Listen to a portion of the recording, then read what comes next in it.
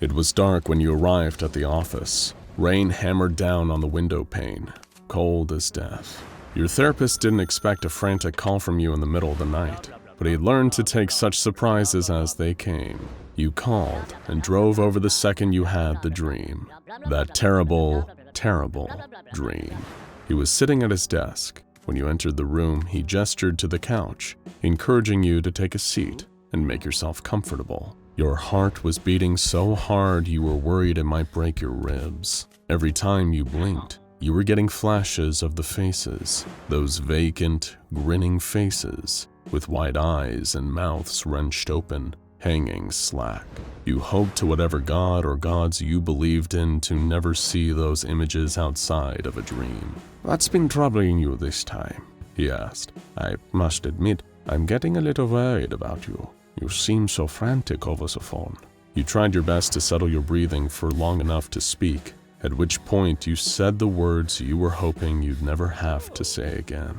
"I had a dream about Cragglewood Park." You could almost hear the sigh your therapist was desperately trying to conceal from you.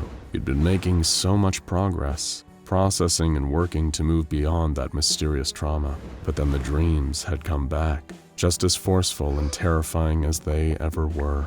Your therapist asked you to recount it, just like he did so many times before.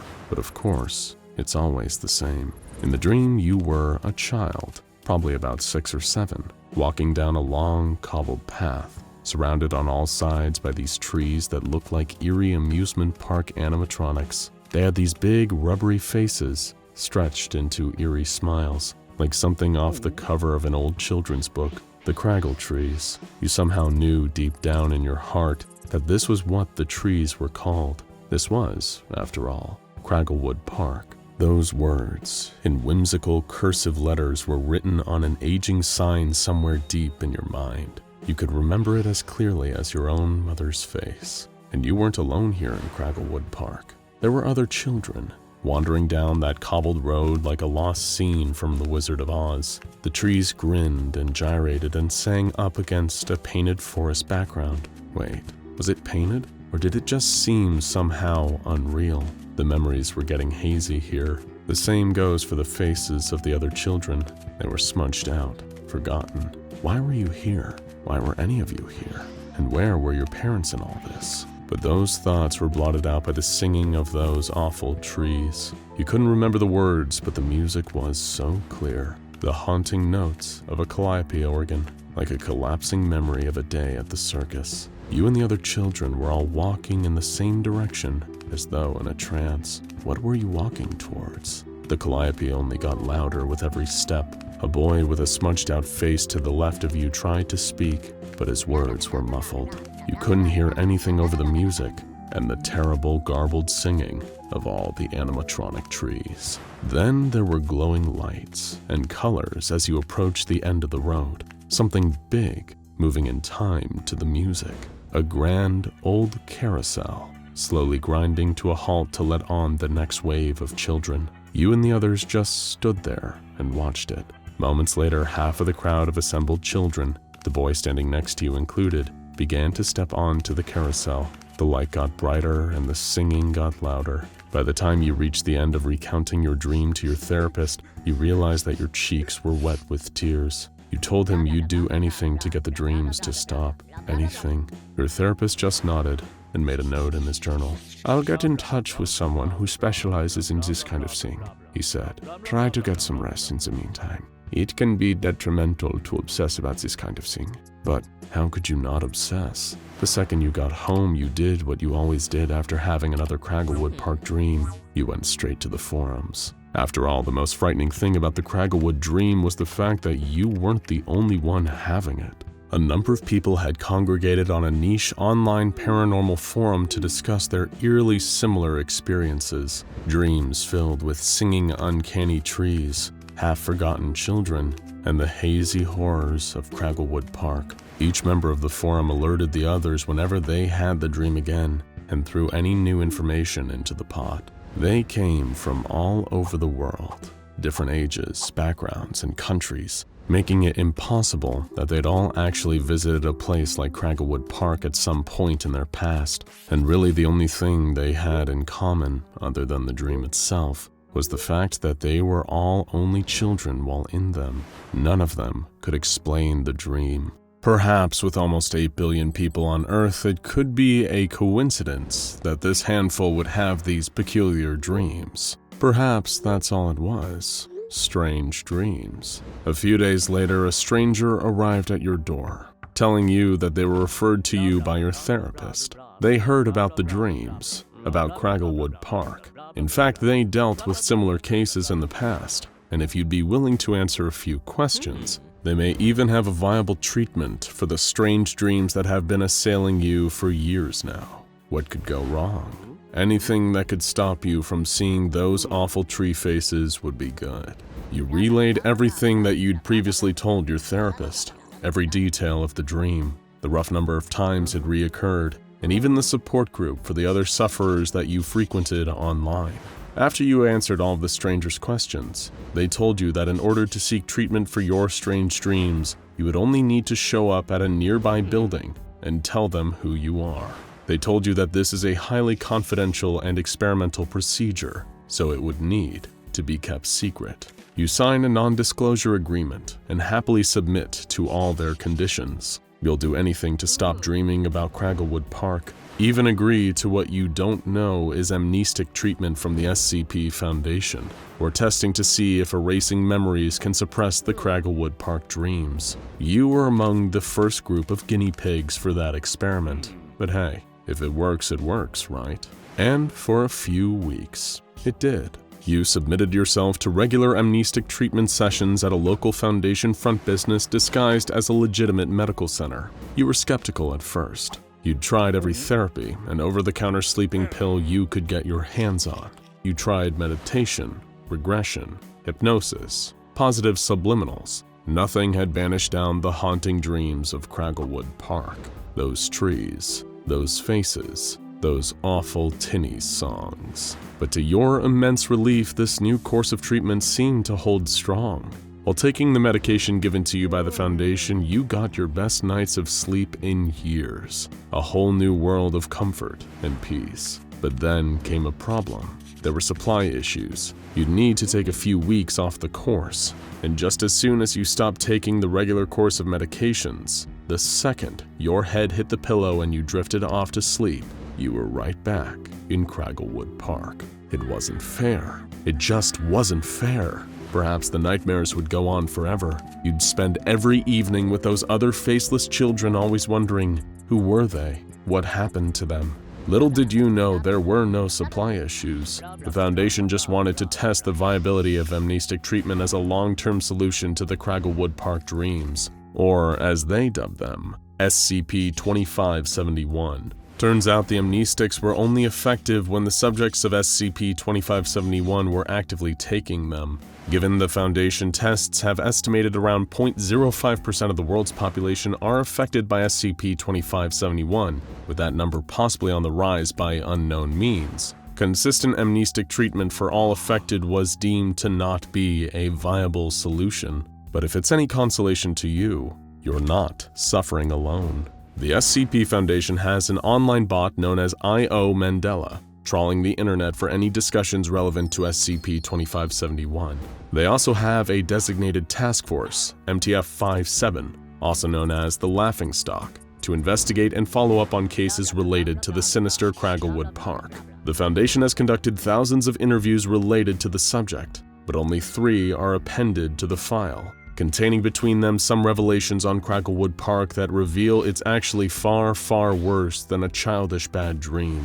Dr. Rayner, the research team leader for SCP-2571, conducted the first of the 3 pertinent interviews about SCP-2571, investigating the experience of one Rupert Ducassou.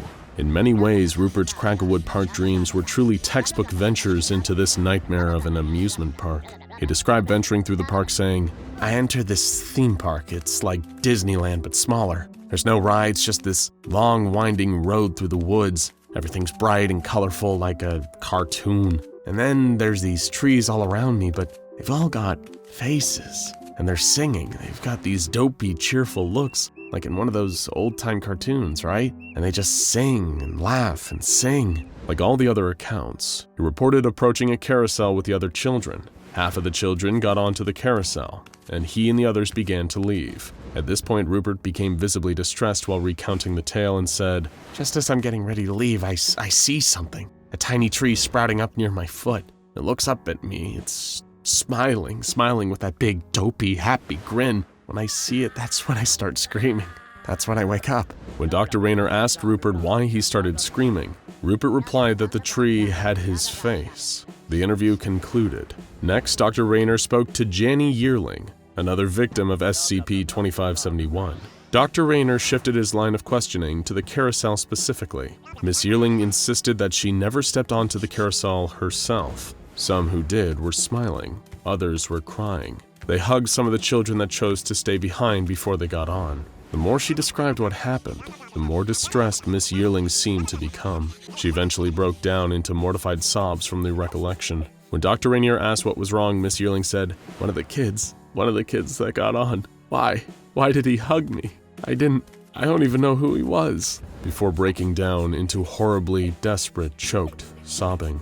The final interview, and what it led to, was the most eventful and disturbing of all. Why? Because this interview, conducted by Dr. Rainier with Randolph Blair, was the first time that a physical item in a subject's home proved that SCP-2571 may be much more than just a malicious dream. An old VHS videotape was found in Mr. Blair's attic, with the word Cragglewood scrawled across the top.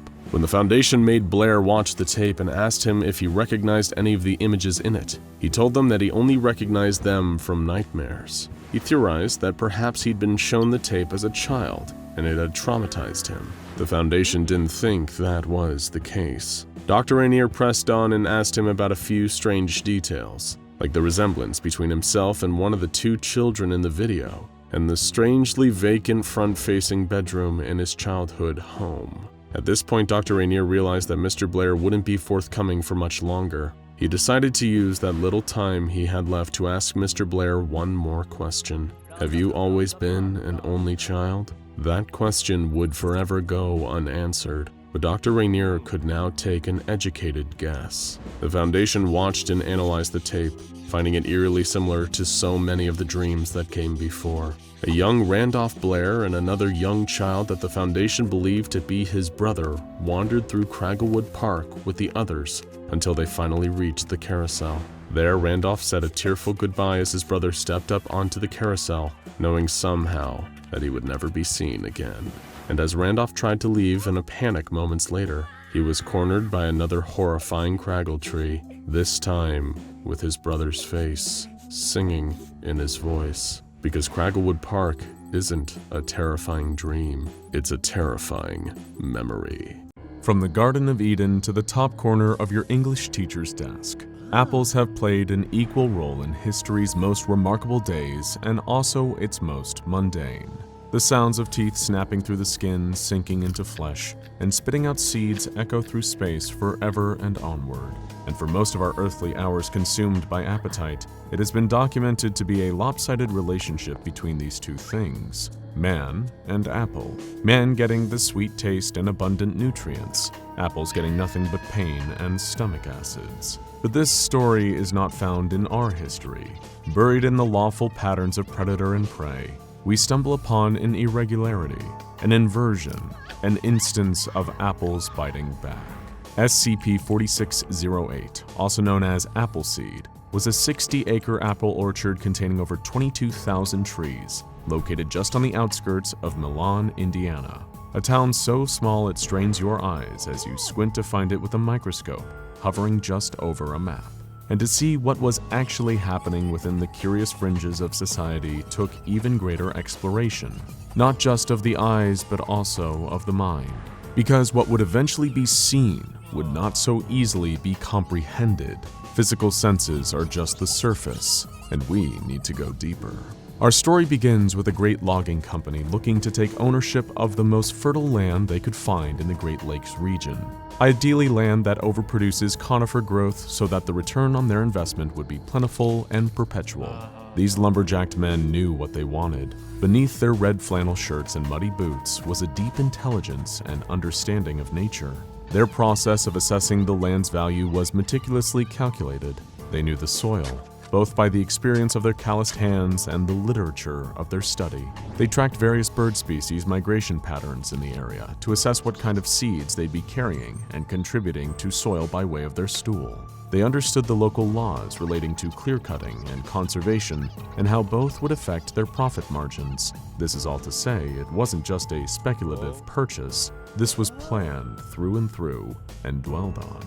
And yet, even then, with scrupulous eyes and careful crew, they missed the warning signs. SCP-4608 checked all their boxes, and then some. What could go wrong? And so they acquired the land, unwittingly purchasing the peril that came with it. On the first day of owning the property, one crew member noticed the branches did not sway in the same direction as the wind blew. He noticed the leaves didn't float down in agreement with their feathery weight, but rather crashed to the soil like two-dimensional anvils and grand pianos. The roots were not ones you simply trip over.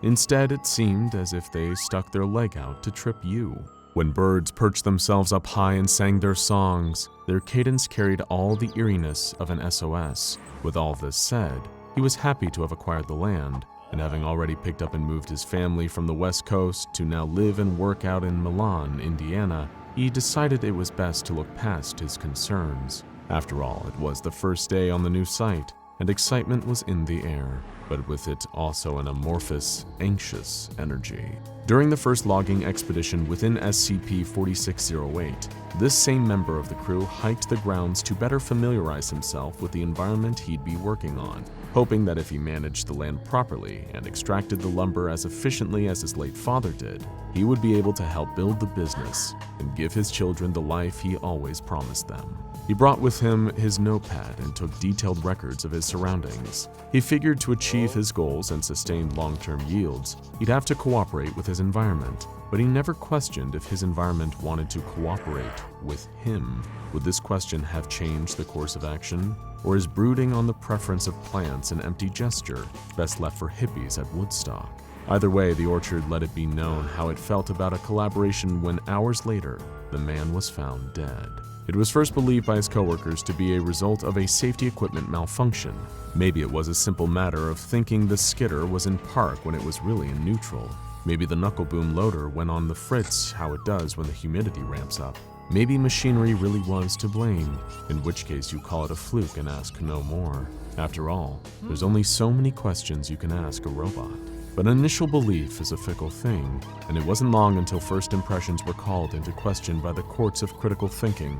The questions of the crew, however, only rang briefly, because shortly after the first death fell a sequence of others. In a matter of days, all of the remaining crew members were declared dead or missing, a word reserved for search parties still clinging to hope, a hot potato they would have been wise to abandon. For while it was hope that brought these search parties together, it was hope that sent them off, never to be seen again. The Foundation was then alerted to the occurrences surrounding SCP-4608 by police reports accompanied by a photograph of an SCP-4608-1, an organism consisting of unidentified plant-like muscular structures and a periderm resembling those found on common hardwoods. From the photograph alone, it was clear that this 3-meter-tall organism was capable of committing the violence recently endured.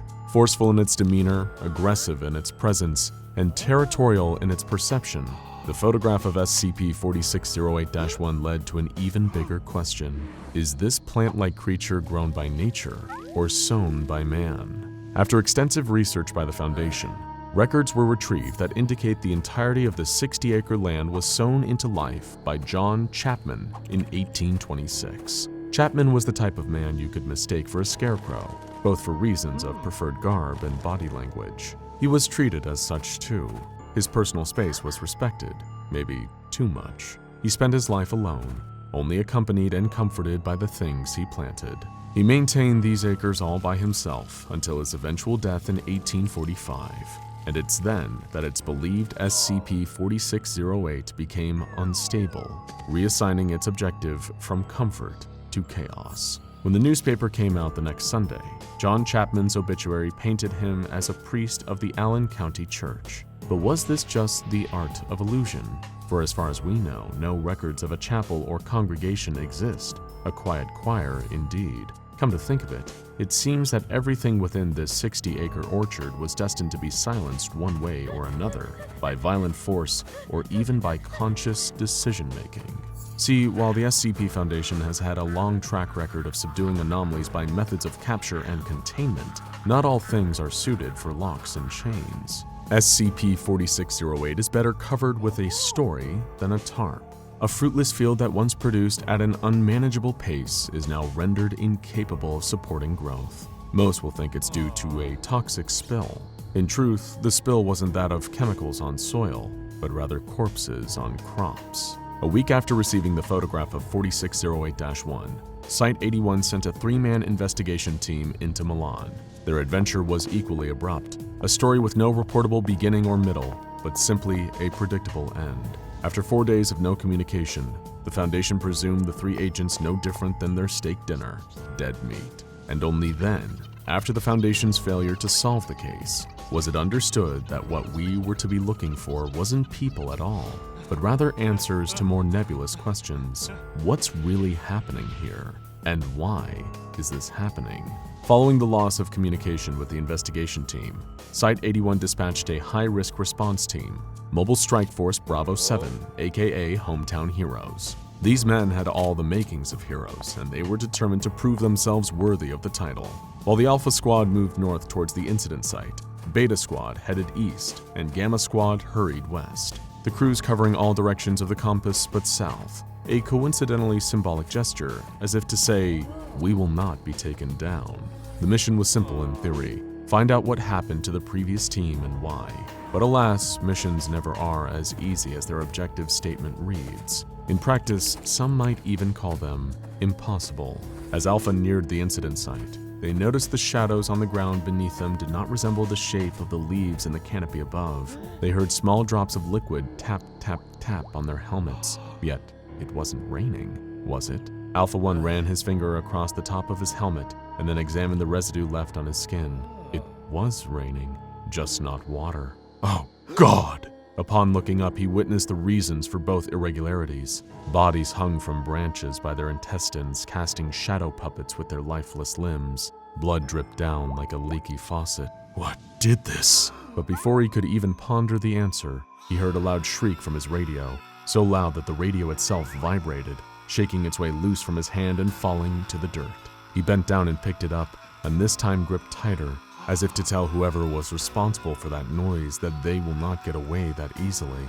He and his crew followed this sound like a game of Marco Polo, blind to what may be ahead. They extended their guns and pointed them into the distant tree line, like zombie arms reaching outward in the pool towards the resonance of polo, a small comfort in a giant game of distress. As they pressed forward, Alpha Squad proceeded past all signs that pointed them back, stepping over dead bodies like puddles on a rainy day. Soon they found themselves crouching down next to human remains, attending brief and hurried funerals for all their closest comrades, torn between staying to pay respect and marching along to earn it. The chest cavities of the fallen had been ripped open and filled with apples, a grim foresight into what they were up against. But nothing they could have ever imagined would prepare them for what they were about to see, and they wouldn't have to wait long. Another loud shriek from Alpha 1's radio. It shot free from his grip and landed again in the dirt. The squad tried to ignore the metaphorical implications of this reoccurrence, quickly picking up the radio and shrugging it off, as if the 5-second rule applied equally to communication systems as candy bars. They pressed forward, maybe out of bravery, maybe out of shame of going back. And while moving through the trees, they began to notice something alarming etched on their bark. What was it? There were unnaturally deep grooves on the base of almost every one of the trees. But what exactly were they from? Scratches from an animal or beast? Infection? Decay? Their eyes drew closer, but proximity brought them no clarity. These sigils and symbols could be dated back to occult Norse religion, but in that moment, they were incomprehensible to the men. Yet the message, even if misinterpreted, was very clear. Beware. Another shrieking cry over the radio. The bullets! The bullets aren't... They're not working!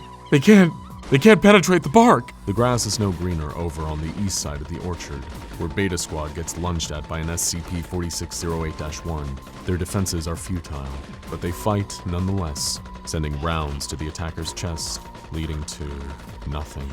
If SCP-4608 had a health meter, it wouldn't have budged in the slightest. Understanding the negligible impact of their efforts and assessing their injuries, Beta Squad scurries to retreat to an abandoned chapel, taking a brief refuge from war only later to be named. Quickly, they barricade the door. In the chapel, Beta 9 tends to Beta 6's wounds, who is in the worst shape of them all, cut, bloody, and beaten. As he lays there grimacing, he shines his flashlight up and down the chapel's walls, until he finds a reason to stop and holds it steady. Illuminated is an assortment of human skulls, and if this wasn't dramatic enough, he then spotted Appleseeds embedded in Beta 6's wounds, Appleseeds that were starting to sprout. Beta 9 gave it to him straight.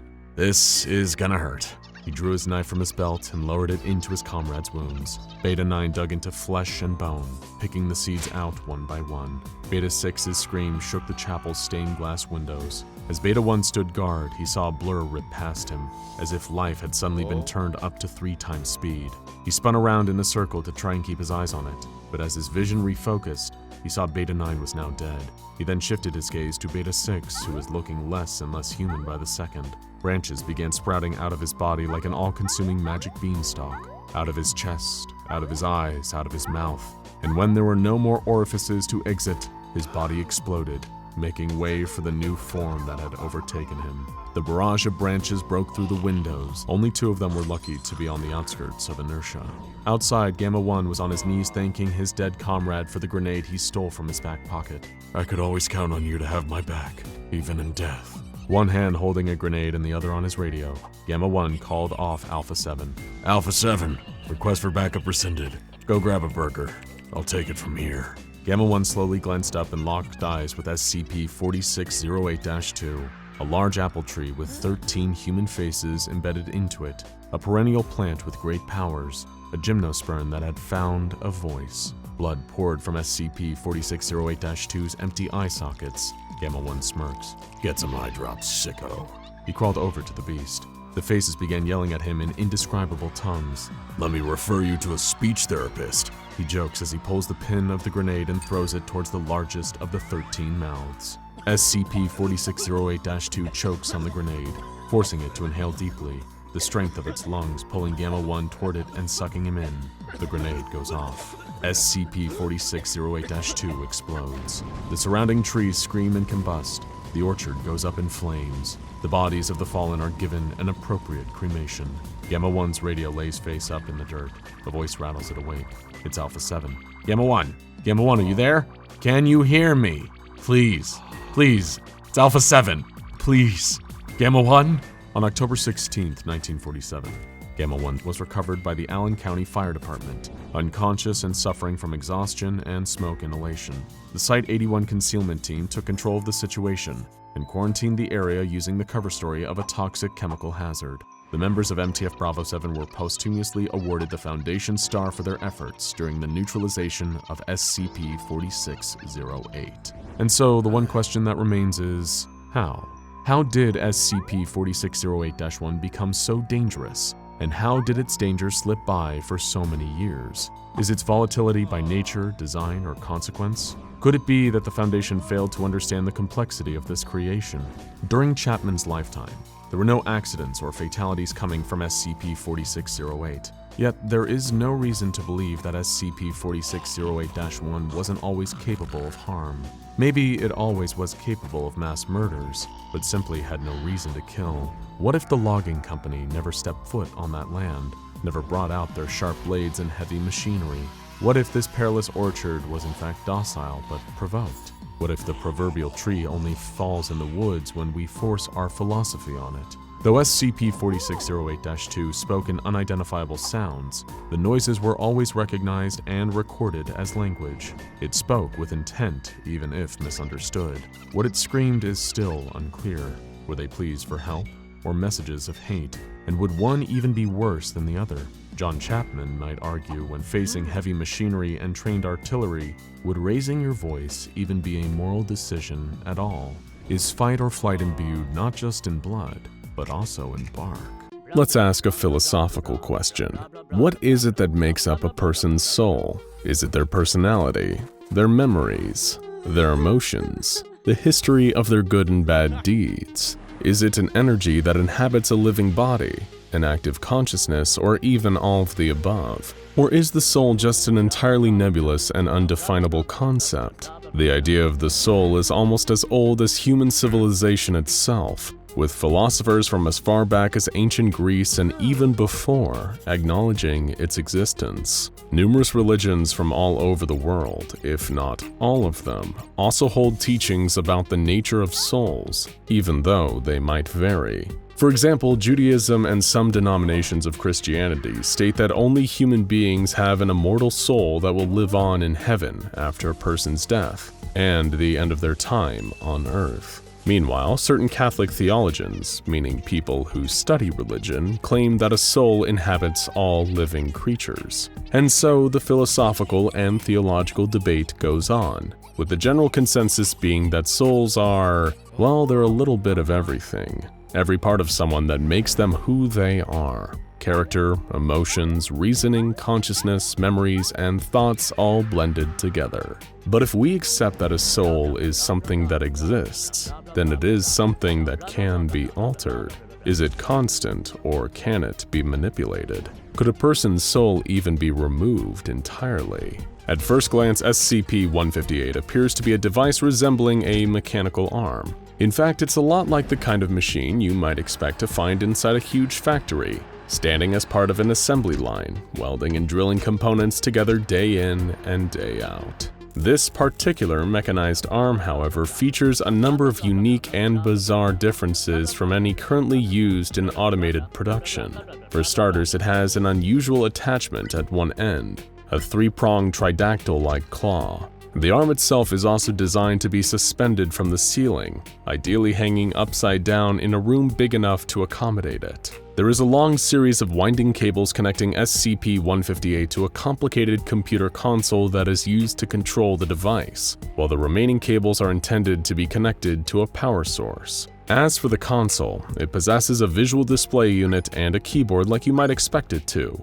And at the bottom, there is what appears to be some form of a dispenser, seemingly designed to attach to a container of some kind, measuring 3 inches wide by 7 inches tall. The ideal receptacle to fit the attachment is that of a glass jar or beaker. This mechanical arm was first uncovered by the Foundation in late 2007, inside a burned-down hospital in an unknown location that has been redacted from the SCP-158 file. The hospital itself was derelict, abandoned, and appeared to have been unused for a considerable period of time, approximately 5 years, but perhaps more. Agents working for the Foundation recovered SCP-158, along with an owner's manual that presumably would have contained detailed instructions describing the device's function and exactly how to operate it. This manual had been badly damaged by the fire, but the readable portions of it were later transcribed and copied, and now a single copy of what was left of the manual is kept with SCP-158 at all times. While most instructions detailing the operation of SCP-158 did survive and were able to be copied,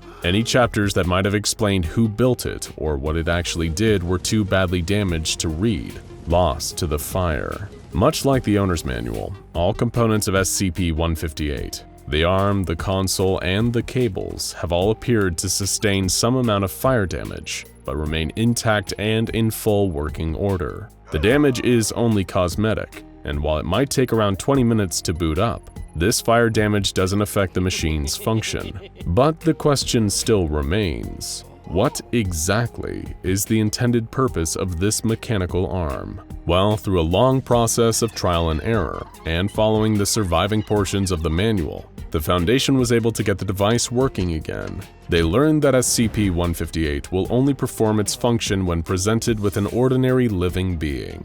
While human beings, namely members of D-Class personnel, are typically used as test subjects by the Foundation, this actually applies to any living creature that has the ability to display cognition, which is the mental process of gaining knowledge in order to perform cognitive functions like thinking, remembering, and problem-solving. When a person or non-human being possessing cognition is presented to SCP-158, the machine will then go to work and extract an unknown gas-based substance from them. This substance is then deposited in the jar or beaker that is then fitted to the dispenser beneath the console. So, what does it take? Is it some sort of advanced form of decontamination device, removing all toxins and impurities from the body? Oh, if only that were true. Sadly, you see, the Foundation didn't give SCP-158 the nickname of the Soul Extractor for nothing. After the machine has performed its function, the now formerly cognitive organism on the receiving end will display a complete and total loss of their higher brain functions. They won't be able to speak, form coherent thoughts, or even remember who they were before SCP-158 was switched on. The device will rob them of any and all parts of themselves, essentially leaving the person or creature as a hollowed-out shell, a husk of their previous self, a body without a soul. Perhaps even crueler, though, is that this extraction process is not fatal, and victims are left alive afterward. They no longer possess their capability for cognitive thought, and will not respond to any form of external stimuli around them. There have been some level of brainstem activity recorded in most cases, and subjects have been known to exhibit basic reflexes, but this is the only active movement they are now capable of. As for that substance that test subjects have removed from their bodies, well, it takes the form of a gas, as we mentioned earlier, but it also seems to be comprised of a mixture of kinetic, electrical, heat, and light energy. In fact, each jar of the substance is an infinite source of these various types of energy, albeit only capable of a very low rate and output on average. The general consensus among Foundation researchers is that this substance is the physical soul that has been removed from a subject. So, do they stay stuck as soulless shells forever? Actually, SCP-158 is in fact capable of returning the extracted substance to a subject that it performed a removal on.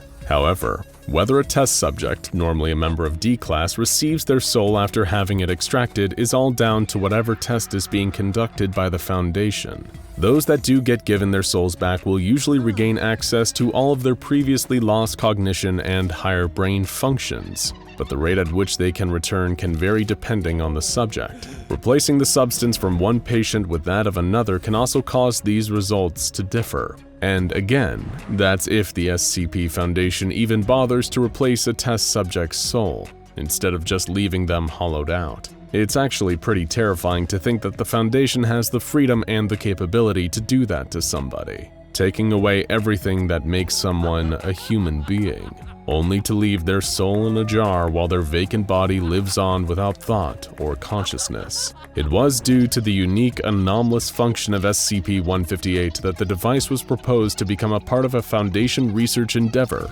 codenamed the Olympia Project, and overseen by its head researcher, Professor Kane Pathos Crow, who has the head of a golden retriever, but that's a story for another day. The ultimate aim of the project was to use the anomalous properties of a number of SCPs to successfully create an artificial human that would become a potential asset of the SCP Foundation. As part of one series of Olympia Project experiments, Professor Crow gathered a group of D-Class personnel to undergo testing using SCP-158. Each of these individuals had been interviewed by Crow himself, and were selected based on personality traits and characteristics that the professor liked or thought would be useful to have in the Foundation's artificial humanoid. The group chosen by Professor Crow featured a mix of male and female test subjects, as Crow believed a soul transcends the flesh it is interred in. The main purpose of the experiment was to try and uncover some of the further functions of SCP-158, basically pushing the machine to its limit,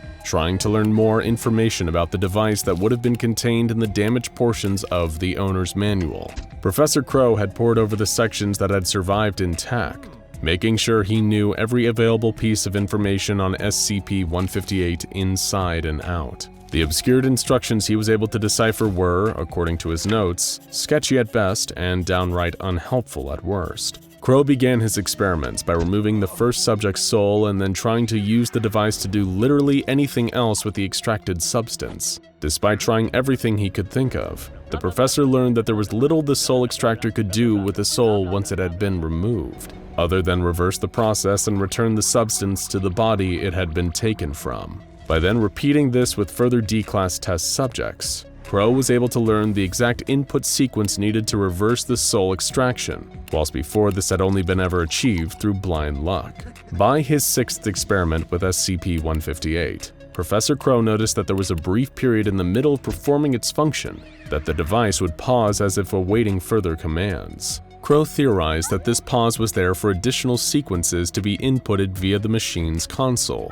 He then began removing and reimplanting the same soul into the following test subject, both to practice but also to experiment with the soul extractor's controls. The professor found it strange that, despite what he was doing to her, the D-class suffered little to no side effects to her health, even though her soul was being continuously removed and replaced. Then, on experiment number 11, Crow seemed to crack that little pause SCP-158 took during each operation.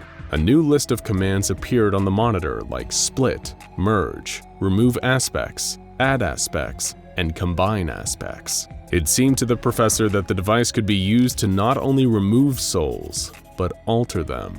Through his further experiments, Crow learned that the aspects the machine mentioned were elements of a person's personality, such as willpower, understanding, conscience, creativity, empathy, and the soul extractor could be used to manipulate and rewrite a person's entire identity before placing it back into their body. However, this took a considerable amount of testing, causing Professor Crow to grow more and more frustrated with the complex workings of the device. That was until he eventually realized it wasn't SCP-158 that was too complicated for its own good. The machine was trying to quantify the unquantifiable, explain something inexplicable, the very nature of the human soul. Professor Crow began using SCP-158 to modify a composite soul, which he referred to as Subject Zero. While working on it, he realized the soul itself seemed to be aware of its surroundings, possessing a level of knowledge above that of most Foundation researchers, including Crow himself. Either by fluke or by meddling with SCP-158, the professor had created a soul that seemed to exist on several planes of existence beyond the physical world that we know. Subject Zero had become a sentient, disembodied consciousness, an entity that could see, hear, feel, and think without the need for a physical form or body to house it. Zero was proposed to become Professor Crow's assistant, given that it displayed respect and admiration to him for having created it, almost like a child looking up to a father figure. All it asked in return was to be given a name other than Subject Zero. Crow told the disembodied entity it could name itself whatever it liked. The Foundation then planned for the composite soul, now formally known as Subject Zero, to be a component of the Olympia Project's artificial humanoid, whenever its creation was successfully completed. Don't you just love a happy ending? Picture this. You're out driving, visiting the more rural towns of your home country. It's been a long trip, hours at a time or sometimes full days spent on the open road, with brief stops taken only for gas and snacks. Every time you hit the next town, you stop for the night, maybe book a day or two at a local hotel to rest. Then you're right back out on the road again. It's been a little while since you left the last town, and it's starting to get late. The sun is dipping behind the horizon, and pretty soon it'll be night again. You don't think it's a good idea to keep driving all through the night until tomorrow. You need to sleep.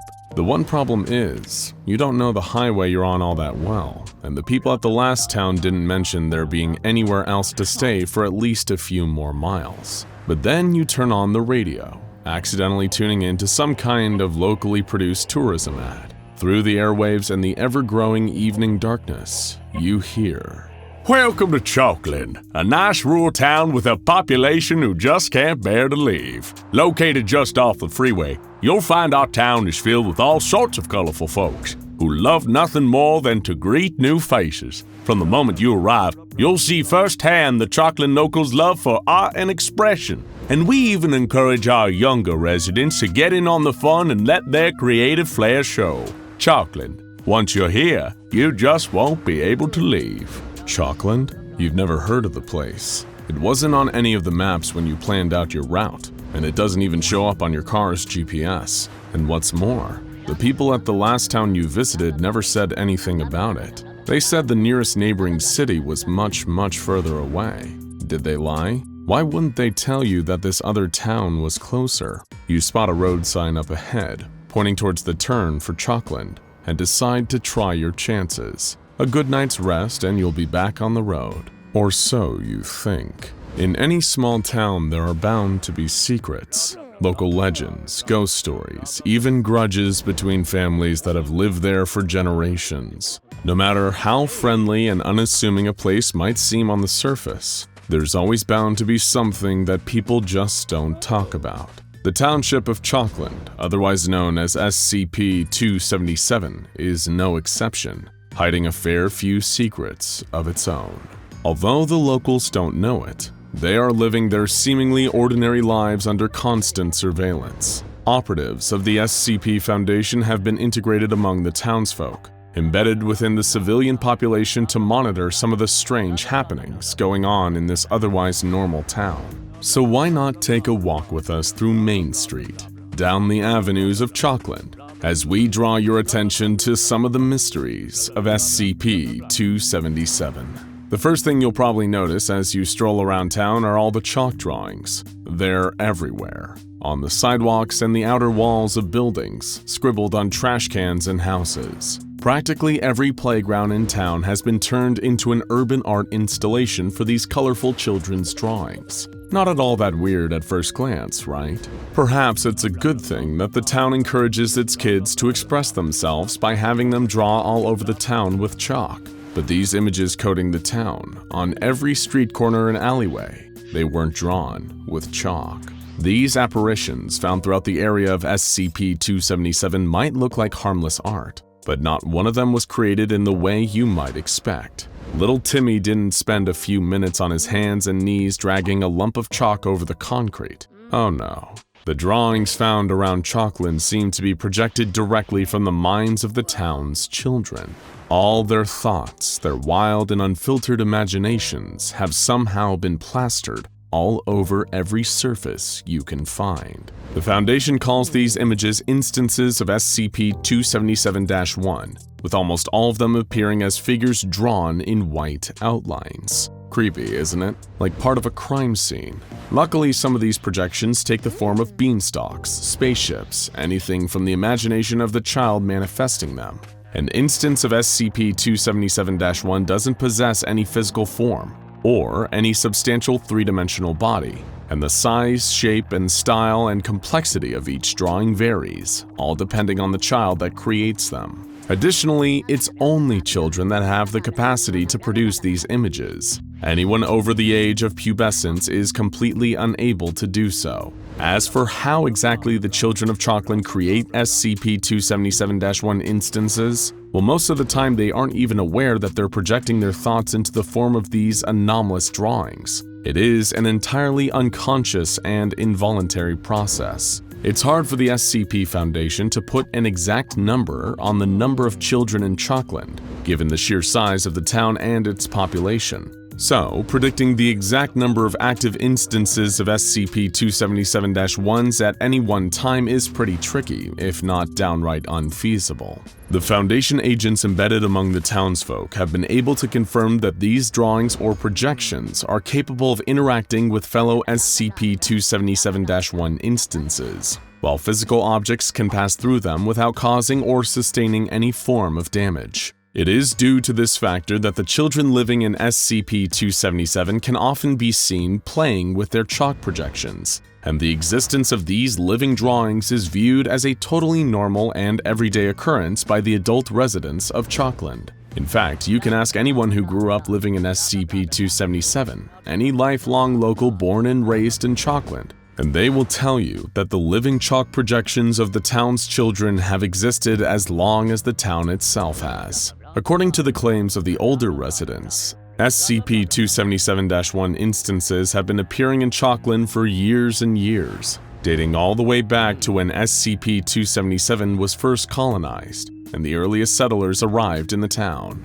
However, the Foundation isn't so sure that these claims are 100% accurate. For one, they can't even find a single record of SCP-277 existing before the 2000s. Even those living in neighboring towns refuse to believe that Chalkland is a real place that exists. Adding to the mystery surrounding the town of SCP-277 is the fact that all of its inhabitants also don't seem to exist, or at least have no official record of their existence anywhere else. According to tests conducted by the Foundation, the dental, DNA, and fingerprint data of everyone living in SCP-277 don't match any recorded persons on national population databases. And on top of that, none of the Chalkland residents have any memories of living anywhere else other than the mysterious town, or ever having traveled anywhere outside it either. No vacations, road trips, not even as much as a visit to relatives in the next town over. Naturally, before they implanted covert agents among the locals,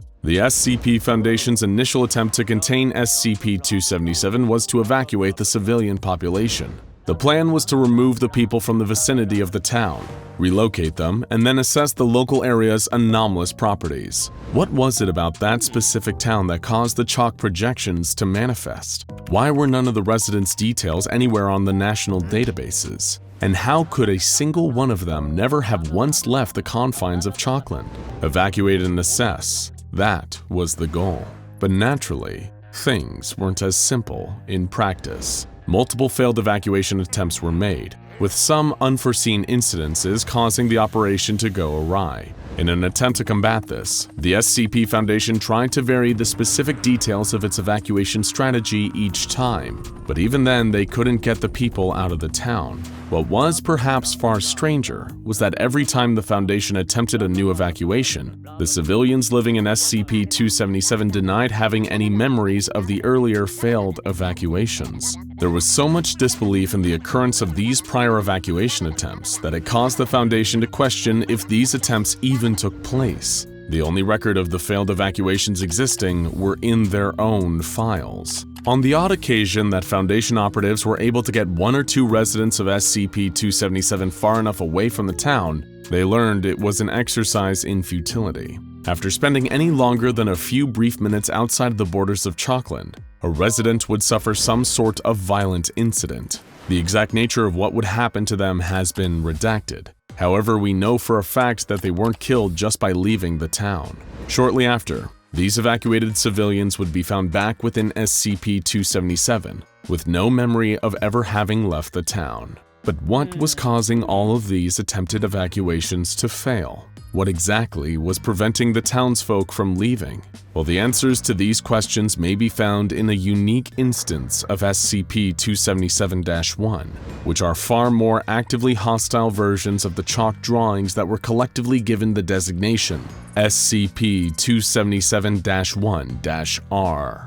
These instances first came about sometime before the Foundation started attempting to evacuate Chalkland. One of their agents, undercover within the town and monitoring anomalous activity, spotted a seemingly standard SCP-277-1 projection in the shape of a rabbit. It wasn't a drawing that had been noticed previously, so it wasn't present in any reports coming out of SCP-277. But yet, there it was, at the local library. None of the town's children admitted to being responsible for casting this new projection. Unusual, but not uncommon. After all, they are kids. Think about it. We're sure that as a kid you might have done something that you didn't fess up to when a grown-up asked you. Granted, you probably never cast a psychic projection onto a library, though. The Foundation agents within SCP-277 knew that the instances of the chalk drawings could often be good indicators of the psychological state of the child that manifested them. So they aimed to keep an eye out for any further SCP-277-1-R rabbits with a matching drawing style. Turns out the agents found plenty more of these rabbits. Before long, sightings of SCP-277-1-R instances had tripled in frequency since that first one appeared at the library. But what was it that made these projections different from the regular SCP-277-1 chalk drawings? Well, Agent Davis of the SCP Foundation witnessed a cluster of these rabbit projections across the street from a diner. They were silently watching people or cars that passed by at a nearby intersection. The rabbits didn't play like the other sketches. Suddenly, the agent heard a scream from a little girl. She had been playing with her own chalk drawings that took the shape of a pony with wings. Agent Davis turned around to see one of the rabbits attacking the little girl's sketch, practically consuming the drawing thanks to instances of SCP-277-1 being able to interact with each other. At the same time, the attack seemed to cause the little girl to suffer some form of seizure. All around, the rest of the rabbits were doing the same, seeking out other chalk drawings and devouring them, tearing them apart and causing the children that created their own SCP-277-1s to suffer the same seizure. Ultimately, any child who had their projection attacked by a rabbit collapsed soon after and slipped into a coma, with attempts to awaken them proving unsuccessful. 3 months later, all of the rabbit drawings seemed to have vanished, with no clue if they had come from a child or were created from the town of SCP-277 itself. The local civilians gave mixed responses when asked, some claiming to have no memory of the event that put multiple children into comas. Meanwhile, other townsfolk simply stated that this sort of thing happens in Chalkland every few years. SCP Foundation staff noticed that the residents of SCP-277 seemed to smile too wide when they explained this, as if their town was a fairy tale, and that the massacre was just a part of a happy ending. Still, if you're thinking of stopping at Chalkland, maybe it's safer to just keep driving. For more than 100,000 years, humanity has buried their dead.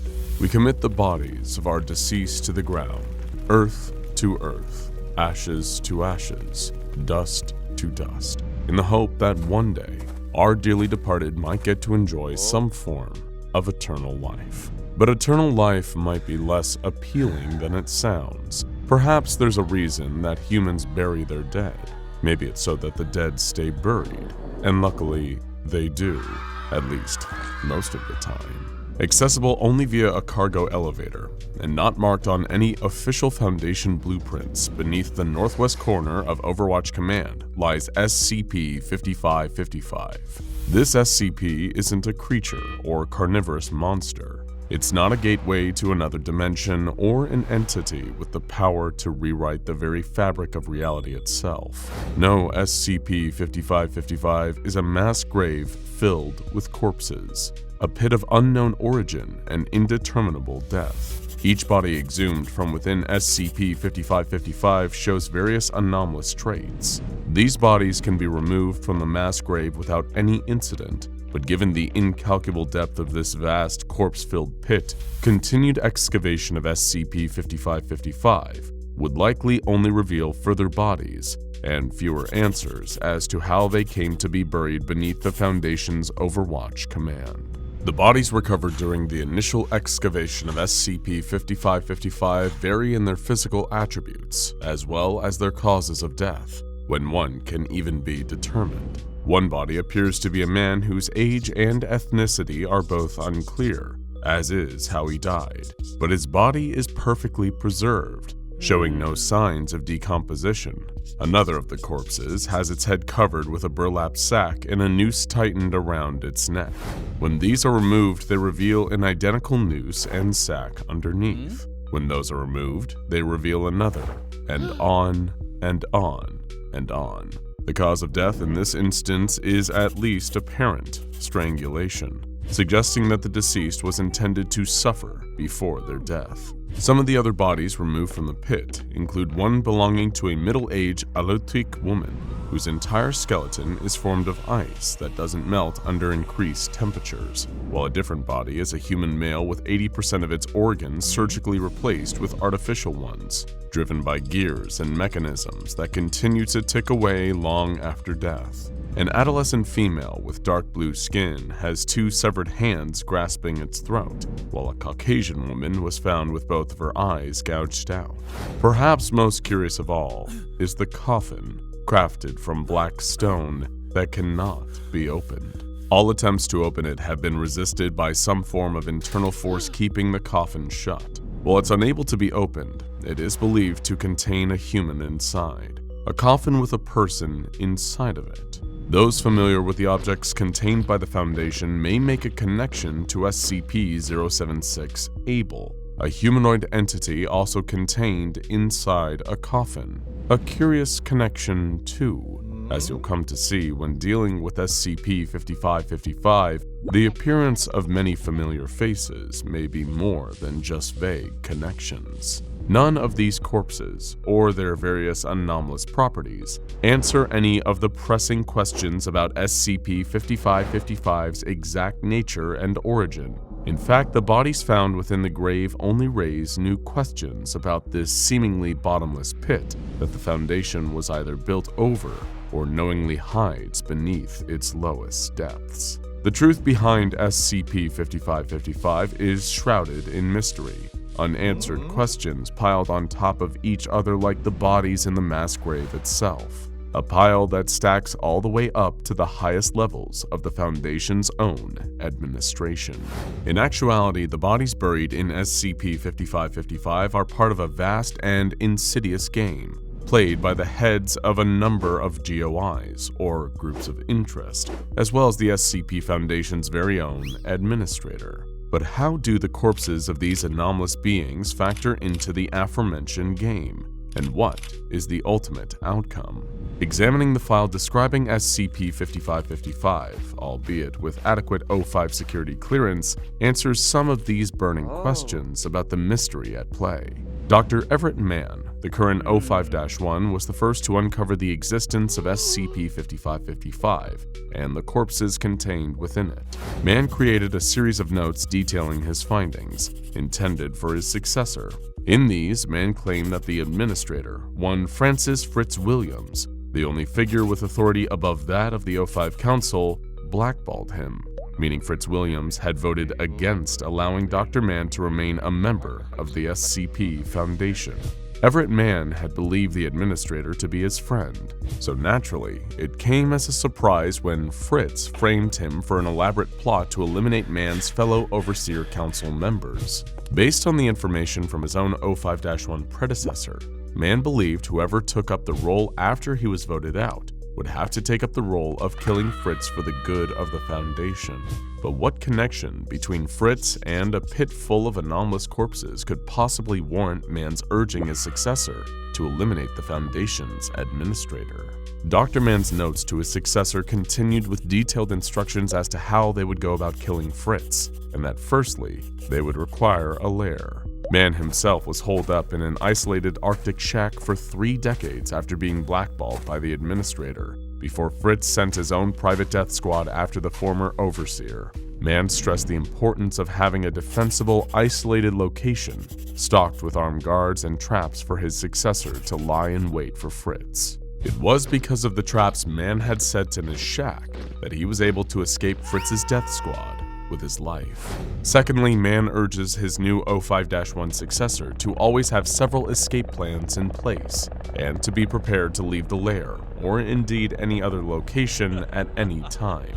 Dr. Mann also suggested telling falsified escape plans to close friends, in case Fritz got to them first, or finding an SCP that allows the new O5-1 to teleport to safety. Third, Mann suggests the need for multiple fully stocked safe houses. After all, escape plans are entirely pointless unless you've got somewhere secure to actually escape to. Everett Mann also suggested, much like his advice with escape plans, to have fake safe houses or SCP anomalies on hand to get you to the real ones. How does one obtain access to an SCP? According to Mann, placing moles or blackmailing personnel within every Foundation facility is one way, as doing so granted him access to SCP-278, a hat that makes its wearer practically invisible, which came in handy during his escape.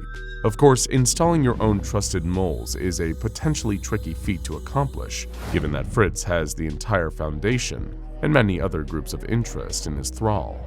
But if anyone has the power to do so, and by extension the power to bring Fritz down, it would be another Overseer. Of course, Mann's plot to eliminate Fritz and highly detailed words of warning to his successor do little to explain the pit full of anomalous corpses. Contained within the file for SCP-5555 is an email to the Foundation's administrator from the CEO of Wondertainment, an anomalous toy manufacturer and one of a number of groups of interest to the Foundation. In it, the CEO congratulates Fritz on an excellent win and asks for a copy of an unknown file, as well as mentioning the leaders of other groups of interest, such as the Church of the Broken God. According to the email, this unidentified file was to be sent physically as opposed to electronically, giving Dr. Mann his next lead in uncovering the mystery of SCP-5555. Mann traveled to the headquarters of Wondertainment, Wonderworld, to retrieve the file using his special hat to avoid detection. Seems like an easy enough task. Except Wonderworld is a pocket dimension that slowly transforms human beings into something else. Time working against him, Mann hastily made his way to Wonder Tower and attempted to recover the file that would maybe give him all the answers to this bizarre, twisted mystery. Unfortunately, Wondertainment's CEO, Dr. Holly Wondertainment, got to him first. Confronted by Dr. Wondertainment, Everett Mann demanded to know who was involved in the scheme, besides her and the administrator. He posited that the O5 Council might be somehow involved, but Dr. Wondertainment claimed that the game being played was above and beyond their little numbers club. Holly proceeded to point a large acid-filled super soaker at Mann and ordered him down onto his knees when they asked what purpose of the mass grave SCP-5555 was. Following a fight and the apparent death of Dr. Wondertainment, Mann escaped Wonderworld with the file, containing an updated version of the SCP-5555 description and containment procedures. The key points featured in this SCP-5555 document are mentions of sealing the mass grave with concrete after completing the turnover and re-establishing the facade. It also mentions that any already cataloged SCP entering the pit will die, with its personality, attributes, and any anomalous qualities being passed on to a new entity, which will appear close to the location of the initial SCP's discovery. So the pit can not only kill any SCP that enters it, but can also instantly recreate them, with slight differences, and reposition them.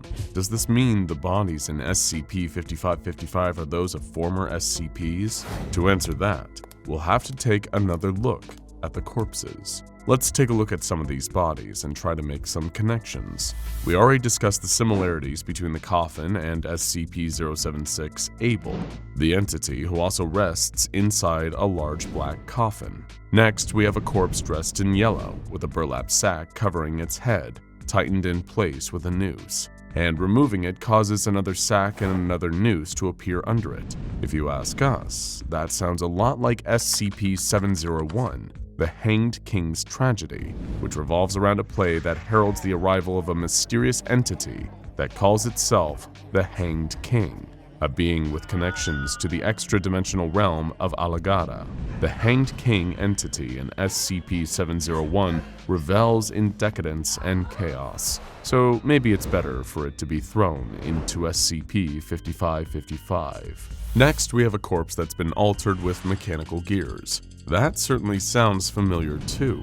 SCP-217 is a virus that turns the body into a clockwork being, replacing organs and tissue with the appearance of gears and metal.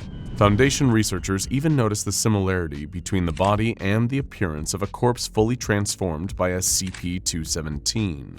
But there's also the connection to Dr. Charles Gears, the famed researcher who acts as cold as ice, and frequently researches anomalies with connections to the Mechanite religion and the Church of the Broken God. It's been long rumored that Gears' body is also altered, taking on the appearance of Clockwork. There's no telling what this connection means, but it's definitely something to think about. Next, in our retrospective, we have a white woman whose eyes were gouged out. While this doesn't exactly narrow anything down, the corpse's secondary anomalous properties certainly do. Photographs of the body show a pair of blue eyes that, when viewed through video, follow the camera. A girl and a camera? That sounds a lot like SCP-105, the photographer formerly known as Iris Thompson. who can manipulate the images in the photographs she takes on her camera. Iris is typically one of the friendlier, more approachable anomalies housed by the Foundation, and seeing her like this is heartbreaking. So if the corpses in the pit are former SCPs themselves, and existing objects are reincarnated and modified after being placed there, how many times has this happened over the years? Hidden files display text results involving numerous ultra-famous anomalies, including SCP-173, which reappeared in an art exhibit before it was contained again. But Foundation researchers were shocked to find that this time, the statue was made of concrete, giving it the appearance we all know today. Another test example involved SCP-049, the Plague Doctor, who was lured into the pit using a vial of liquid that he was convinced contained a vital component to his medical mission. SCP-049 reappeared in France, this time wearing the familiar Plague Doctor mask over his apparent previous attire, a gas mask. There had been mention of some sort of game being played by the Foundation administrator and the heads of various groups of interests, involving a number of anomalies and the killing and recreation of different SCPs, many turning into those that exist within the SCP archive. After Dr. Everett Mann's encounter with Dr. Holly Wondertainment, an email to Fritz from the head of the Global Occult Coalition congratulated the administrator for an exciting addition to the game in the form of Dr. Mann tracking the GOI's leaders. Some, such as the leader of the Church of the Broken God, contacted Fritz to express their displeasure at including the risk of being murdered by Mann. They claimed that introducing such a rogue element to the game after Fritz had already won felt like an indulgent victory lap. In addition, one reported that Holly Wondertainment had proclaimed dying to be unpleasant when she had woken up after Mann had seemingly killed her. In trying to uncover the truth about this sinister game, Mann had found himself an unwilling participant. It appeared that the administrator and the GOI leaders were immortal, and while they could be temporarily killed like Dr. Wondertainment, it wasn't exactly an enjoyable experience. Some GOI leaders even theorized that Fritz introduced Mann to their game as a way of eliminating them, or their organizations. However, Mann had no desire to kill any of them, apart from Fritz himself, the leader of the entire game. In his notes, Mann urges his 05-1 successor to share the SCP-5555 file with the other members of the 05 Council to spread awareness of the danger that Fritz, his various conspirators, and their game poses. Traveling to England, Mann attempted to obtain Fritz's location from Robert Bomero, High Priest of the Church of the Broken God. However, he found himself trapped by Bomero and Herman Fuller, head of another group of interest, the Anomalous Circus. Fuller knew that Mann had worked alongside Fritz for years and could prove useful for the next round of the game, while Bomero told him to simply kill Dr. Mann, stating he wasn't worth dying again. However, Fritz appeared shortly after to take Mann into custody, threatening to kill his associates Bomero and Fuller if they didn't release Mann. While Bomero appeared more afraid of the dying process, Fuller refused to relent, resulting in an exchange of gunfire. Fritz dragged the injured man away, patched up his wounds, and left him in a safe house with clean clothes, bathroom facilities, and a note explaining what had happened. Fritz's note told Mann that he'd left him a plane ticket to Toronto, encouraging him to travel there and to take out the critic, head of Are We Cool Yet?, one of Fritz's fellow conspirators. The administrator also left another updated version of the SCP-5555 file, this time detailing not SCPs that had been replaced, but members of Foundation staff. It also stated that 05-2 to 05-13 were all dead at Fritz's hand, leaving only Dr. Mann, 05-1, as Fritz felt like they'd bonded. Reassuring the other leaders that he wasn't acting against them, Fritz explained through emails that he had shaped Mann into the perfect element for their game. Mann departed for Toronto, assaulting the critic in an effort to gain more information, while also simultaneously carrying out Fritz's wishes. Dr. Everett Mann, for his part, continued to carry out Fritz's dirty work, tracking the various GOI leaders and replaced Foundation staff. Determined to topple Fritz and his game, once and for all. Come the start of the new game, Fritz and all his associates had switched roles with each other. The administrator of the Foundation took on the role of Dr. Wondertainment. Dr. Wondertainment became the Prophet of Mechane, a representative of the Church of the Broken God. The role of the Global Occult Coalition's DC Alphine became Jude Kairat, a member of the mischievous Gamers Against Weed group of interest. This new iteration of the game also assigned Dr. Man the role of Nobody.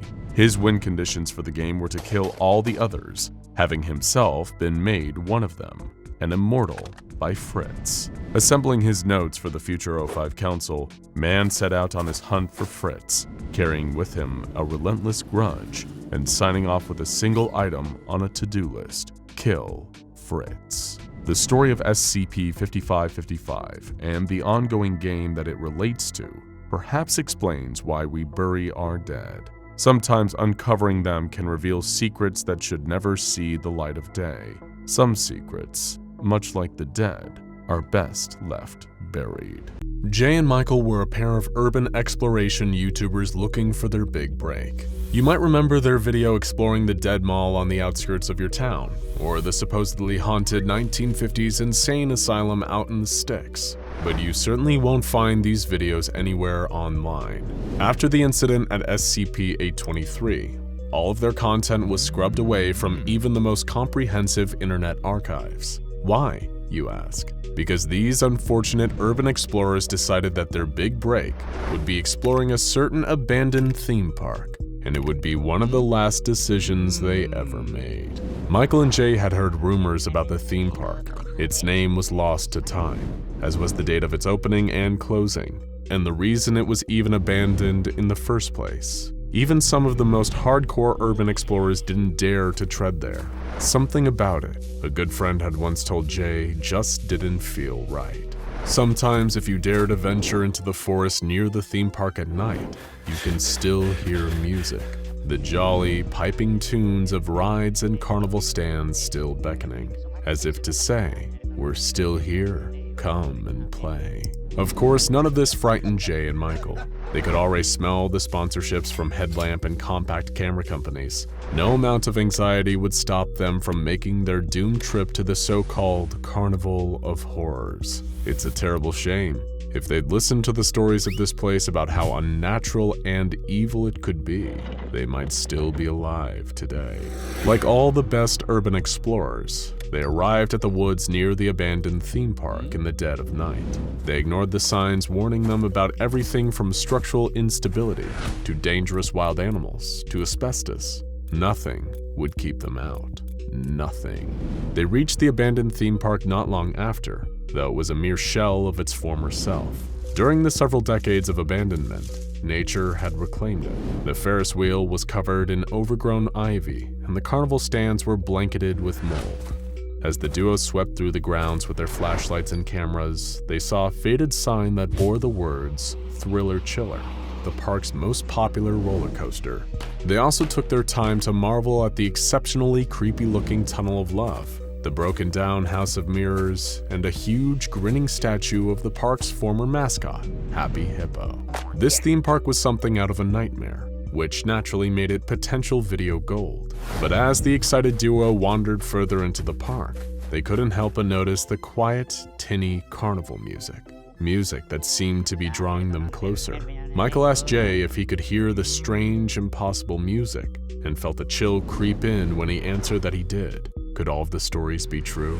They were lost in thought, but their legs kept moving. They were getting closer to something now. They could feel a presence. And was that music getting louder? An instant later, though, another sound cut through the silence. Bang, bang. It echoed out through the still night air. Birds flew from their perches in the trees. Jay and Michael both fell to the ground dead, their heads taken off by the .50 caliber rounds of a highly trained Mobile Task Force sniper on the payroll of the SCP Foundation. Their recording equipment, along with their bodies, were taken and destroyed. Any trace of them were scrubbed from the internet. It may seem a little harsh, but a bullet to the head is much kinder fate than what would have awaited these two if they'd kept walking. That's because the Carnival of Horrors is no dark fairy tale. The rumors are all true, and something really is waiting in the dark. That's why this abandoned theme park is known to the SCP Foundation as SCP-823, a Euclid-class anomaly with a violent history. What's even more unnerving is that the researchers studying 823 have repeatedly implored the O5 Council to increase the park's classification to Ketier and allocate more resources for containment, only to be denied. But after you've heard about the horrors that unfolded there and the danger it poses, you'll probably take the researchers' side. The park is divided into 2 zones, the yellow zone and the red zone. There are to be at least 6 members of Foundation personnel present in the yellow zone at all times to ensure that no civilians wander in. Our 2 urban explorers earn themselves a death sentence not just by wandering into the yellow zone, but passing dangerously close to the red zone. This is the true epicenter of the park's dangerous, anomalous activity. It's a place so hazardous that anyone entering, whether they're a civilian or a member of Foundation staff, is to be executed at a distance by sniper fire without hesitation. Once upon a time, though nobody knows exactly when, there was a theme park that seemed no different to any other. Eager children and thrill-seeking teens arrived by the busload, ready to stuff their faces with cotton candy and corn dogs, and then reverse the process on a vast array of roller coasters. But even then, during these good times, there was something dark lurking behind the cheerful facade. Little by little, everyone, visitors and employees alike, started falling victim to strange and horrific accidents around the park. Of course, when it comes to theme parks, accidents come with the territory, but none like this. Here are just a handful of the horrific and mysterious deaths that occurred while the park was open. So strap in, because just like a roller coaster, this isn't for the faint of heart. A pair of young lovebirds decided they wanted to enjoy the romance of the Tunnel of Love. The 2 sat in a swan-shaped boat as they were ferried through darkened passageways. Anyone would assume that they were having a great time, but at some point, terrible shrieks of pain and fear began to echo through the ride. Attendants, confused and terrified, stopped the ride and found that the screaming persisted. Just some stupid teens playing a prank, they figured, and started the ride again. But when the swan-shaped boat finally exited the Tunnel of Love, the park employees were greeted to a horrifying sight. The 2 teens dead, their bodies somehow fused together at multiple points. Another unlucky customer met a gruesome fate inside the House of Mirrors. They entered, but while inside, they were stalked by a mysterious, carnivorous humanoid entity known as Subject 79. The customer was pursued and eventually caught by Subject 79 and brutally dismembered. Some parts of the body were fused to the House of Mirrors interior, while others, like the right arm, were never found. The customer actually survived their ordeal, and whether that's a happy ending is up to you. But it wasn't just the customers at the park who were in danger. A 23-year-old park employee working a summer job collapsed while entertaining children dressed as the park's cheerful mascot, Happy Hippo. It wasn't uncommon for people to get overheated and collapse in the heavy suits on hot days. But one thing was different here. He was screaming, crying, and trying desperately to remove his mask. People rushed to help, but nobody could get the suit off, and he was declared dead soon after. When he was eventually cut out of the suit, coroners found that the employee had choked to death. His mouth, trachea, and lungs were filled with a fibrous substance later determined to be identical to the stuffing of his costume. An intense roller coaster known as the Thriller Chiller was a magnet for horrific accidents, which became more violent and intense over time. The first accident seemed like a typical theme park tragedy. A safety harness failed, dropping a rider 15 feet during an inverted loop. They landed on the track below, breaking their neck and skull, causing instant death. While this was a tragedy, it wasn't exactly anomalous, but the next major accident on the ride was an entirely different story. This time, 15 people met with disaster while riding the Thriller Chiller roller coaster. Starting from the front and moving back 1 car at a time, each group of riders was decapitated by blunt force trauma. A new pair of decapitations appeared to happen at every turn and loop on the ride. Forensic scientists still have no idea how this could have possibly occurred. Despite all of these disasters, the park was only finally abandoned after a day known as Bloody Sunday, when the anomalous powers of the location reached a 20-year peak. It's believed that 231 people were killed during the carnage of that day, and another 7 were horribly maimed. The SCP Foundation contained the Carnival of Horrors not long after, but the mysterious deaths didn't even end there. Foundation Mobile Task Force Row 71, also known as the Origami Toads, were sent in to assess containment procedures and discover the source of all the anomalous deaths. They were unsuccessful though, and instead they merely added to the list in exceptionally horrifying ways. One agent was found dead, surrounded by empty grenades and bullet casings. It appeared he'd removed the explosive propellant from all of his ballistics and consumed it, dying in the process. Another was found with his jaw broken, having apparently pulled out and inhaled his own teeth, and dying of the resulting internal damage. The commander got the worst fate of all, so horrifying in fact, that we can't tell you the full details. All you need to know is that something was shoved into his brain that really didn't belong there. The Foundation considered having the entire park destroyed with a massive airstrike, courtesy of the Mobile Task Force New 7, aka Hammerdown. However, the O5 Council denied this request, on the basis that the park was too close to populated land. They'd have no plausible cover story for the bombing, and they don't even really know if blowing up the park would prevent anomalous activity from occurring. The Carnival of Horrors is here to stay, folks. The Foundation just hopes to keep it from getting new visitors. So then back to why the researchers want this place upgraded to Ketir. After all, these classifications aren't about how dangerous an anomaly is. They're about how difficult and complicated they are to contain. But here's the problem. According to the researchers, the red zone, where the dangerous anomalous activity is at its peak, isn't bound to one fixed position. It's changed position at least 3 times already, and even worse, it appears to be growing. Not seemingly so Euclid class now, is it? After all, you might not even need to visit the Carnival of Horrors to be in grave danger. If it keeps growing, then someday soon, the Carnival of Horrors may be visiting you. It was 1965, and the Chicago PD was investigating a meatpacking plant reported to be the home of a devil-worshipping cult, complete with allegations of human sacrifice. There, the cops were met with heavy resistance.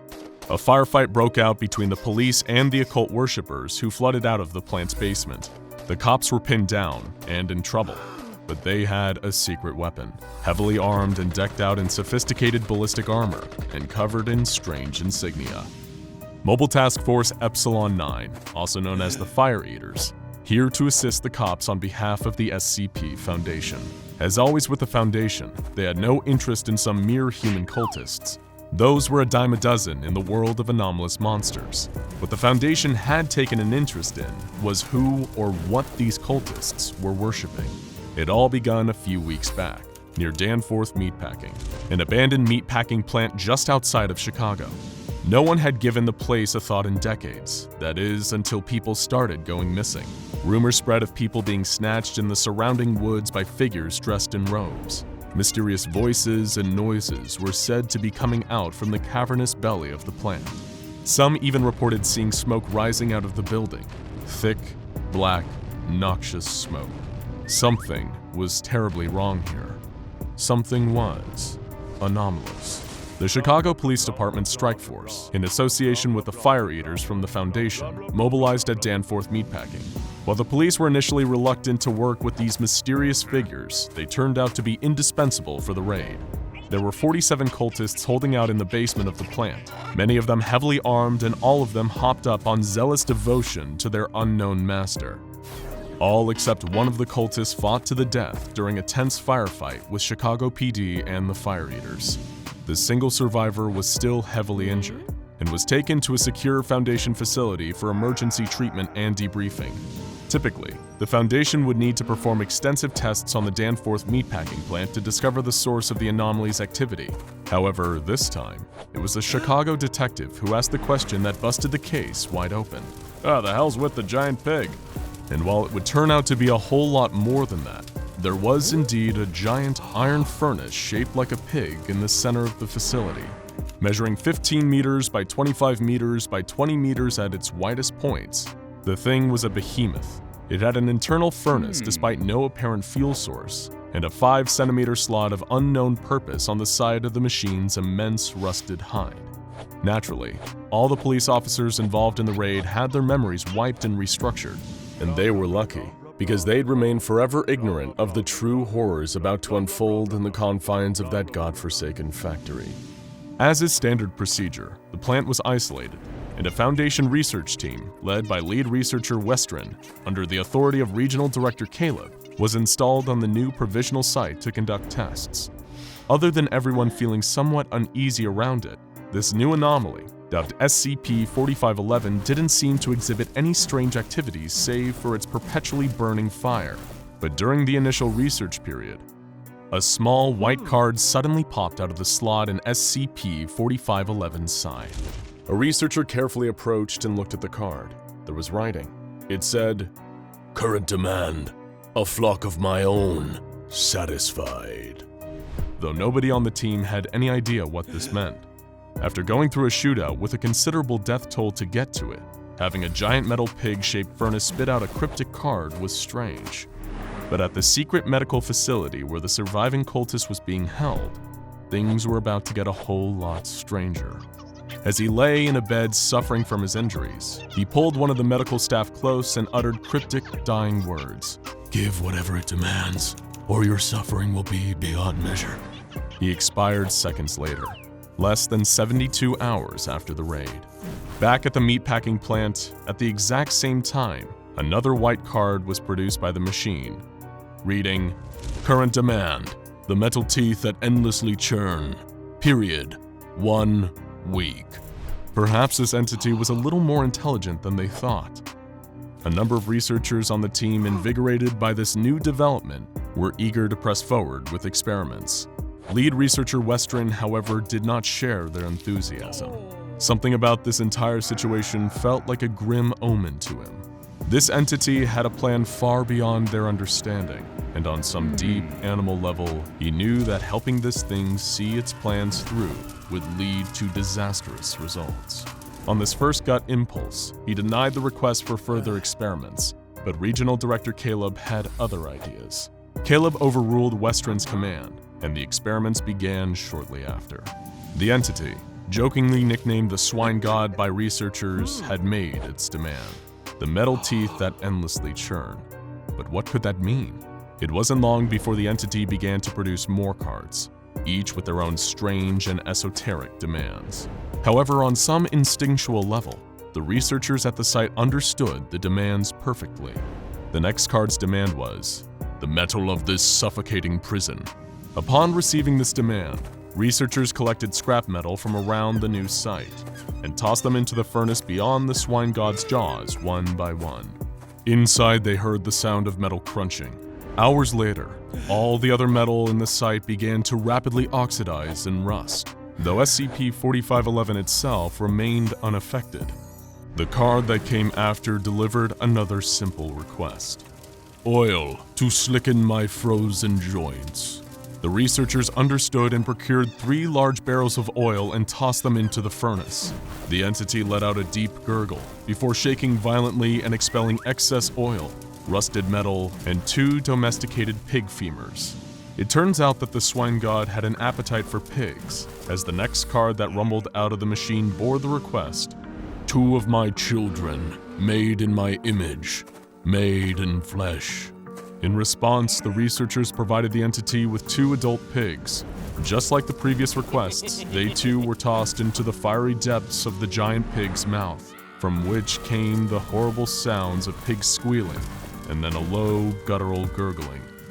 Next, the request was, "The hooks used to hang my children's corpses." To satisfy this request, the researchers provided 17 meat hooks.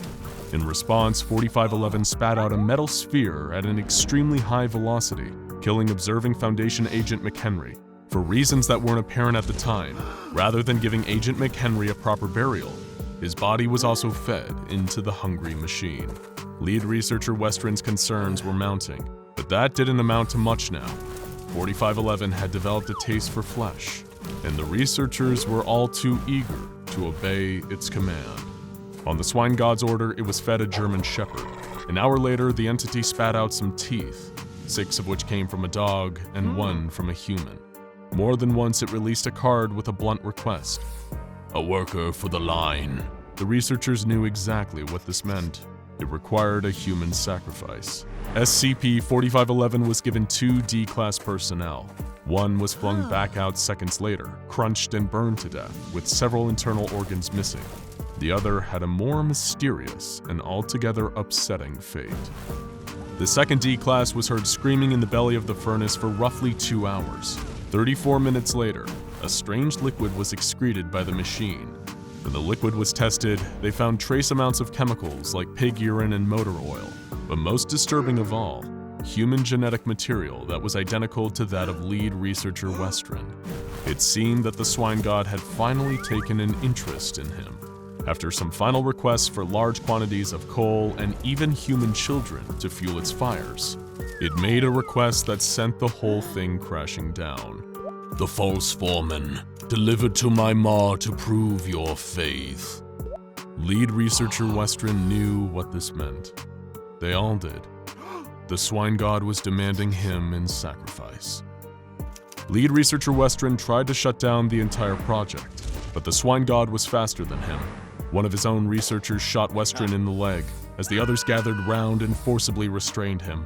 He tried to reason with his subordinates, but it didn't do him any good. The swine god had crawled into all their minds and corrupted them. They were his servants now, and Western was doomed. Despite his protests, the servants forced him into the mouth of SCP-4511, and after a little over 4 minutes of screaming, Western was devoured just like all the other sacrifices. Upon receiving news of the horrors unfolding in the Danforth meatpacking plant, Regional Director Caleb declared the security of the site compromised and sent in Mobile Task Force Epsilon 11, aka the Nine-Tailed Fox. The 4 elite MTF soldiers were given the simple instruction to figure out exactly what had happened and to eliminate any potentially compromised Foundation staff members who'd fallen under the swine god's power.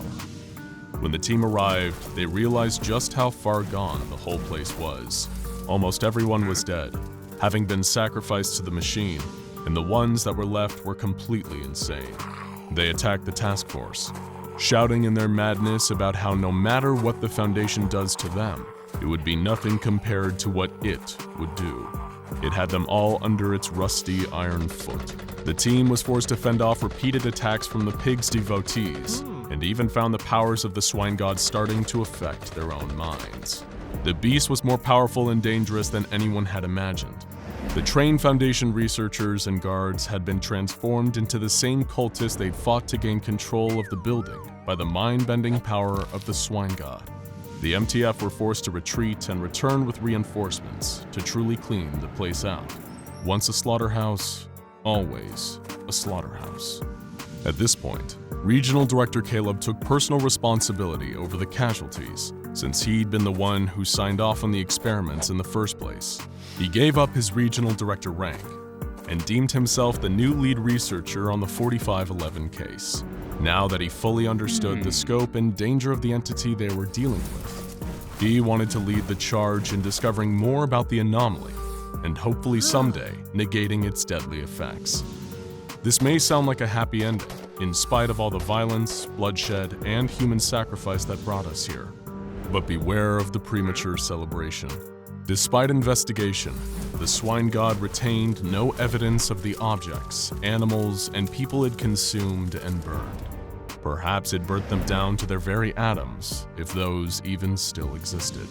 What we do know is that not long after lead researcher Caleb and his subordinates installed themselves into the facility, SCP-4511 produced one more little white card.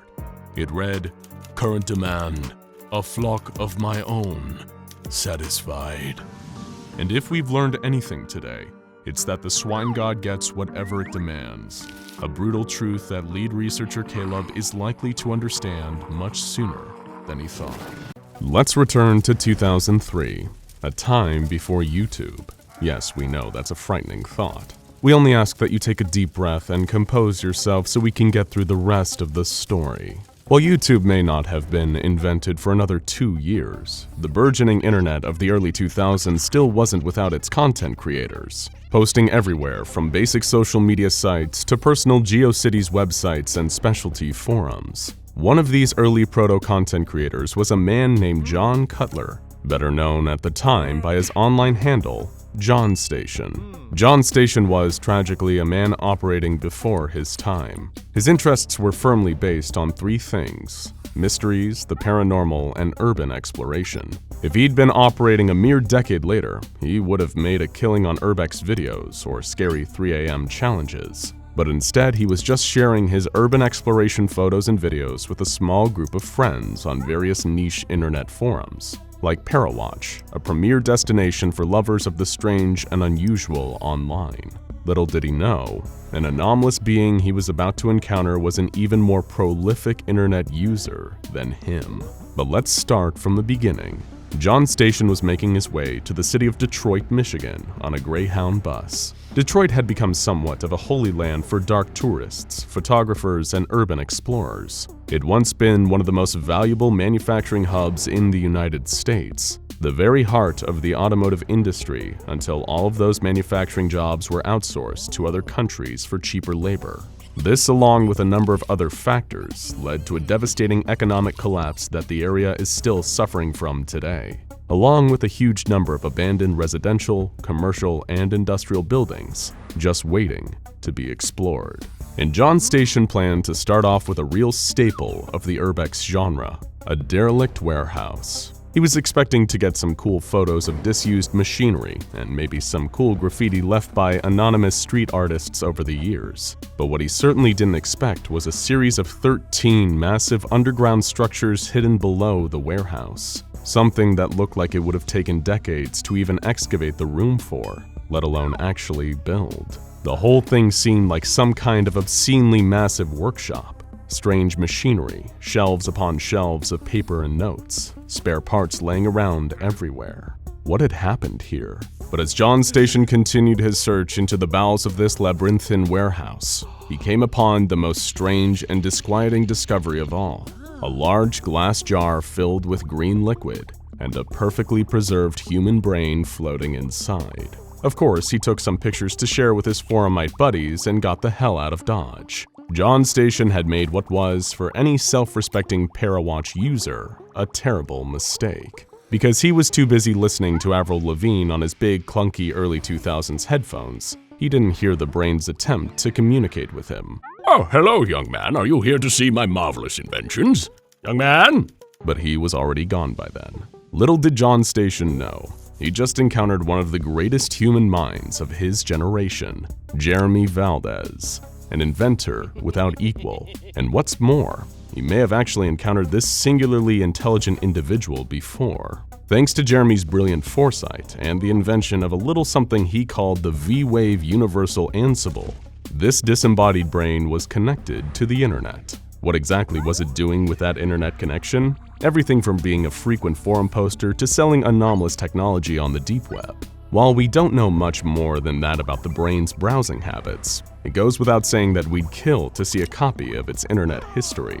When John Station returned home, he posted a picture of the brain to the internet, telling his fellow urbex buddies to go and check the warehouse out. Naturally, this caught the attention of the SCP Foundation, who saw a mysterious human brain hiding in a secretive underground structure in Detroit to be a certifiably anomalous development. And really, they didn't know the half of what they were about to get into. Welcome to the mind of Jeremy Valdez. After all the proper witnesses had been given amnestic treatment, the Foundation secured the warehouse and began exploratory missions into its bowels. It was exactly as John Station reported, a chaos of junk and shelves upon shelves of almost incomprehensible notes and diagrams. While agents searched for the brain of Jeremy Valdez, they encountered what would be later known as SCP-299-B, his wondrous, anomalous creations. Most of these creations are robotic in nature, with some of them being known as peripherals, creations made specifically to help Valdez continue his research in his disembodied brain form. And they weren't exactly pleased about the Foundation intruding on Jeremy's extremely important research. They tried to defend his secret lair beneath the warehouse and were destroyed in the firefight with Foundation personnel. Only 5 peripherals are active now, which the Foundation uses as collateral in their deal with Valdez for his continued cooperation. To put it less politely, if he doesn't play ball, then the last of his peripheries get terminated.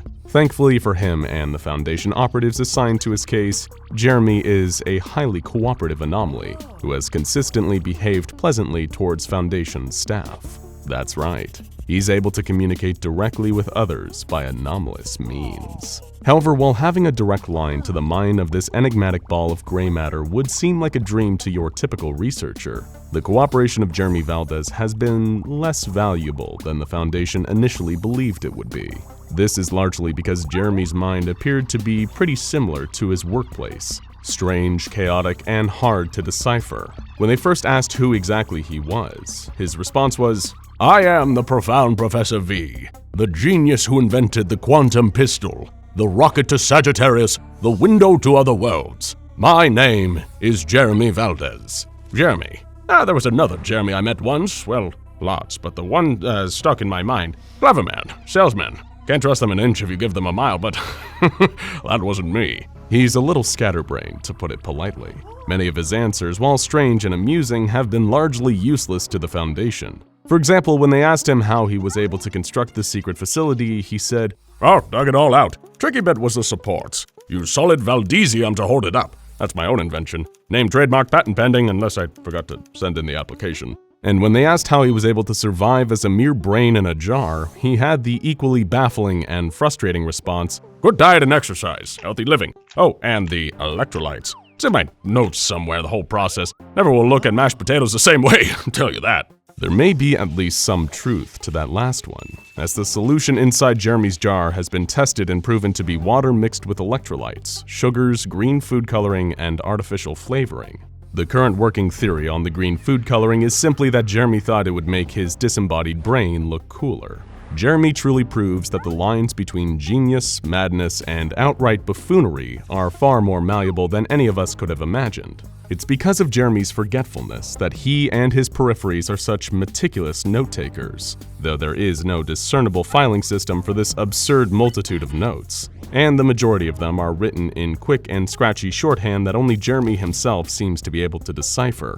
But of course, the most fascinating part of the story of Jeremy Valdez is his creations. So now we're going to take a better look at those inventions, and some of the stress that the Foundation has been going through in order to track the rest of them down. The peripheries are a varied bunch. Some are as simple as a pair of robot hands that endlessly take notes from Jeremy's unstoppable stream of consciousness. Some are as theatrical as humanoid robots dressed like butlers. We can't help but wonder how Mr. Deeds from SCP-662 would feel about this extra competition.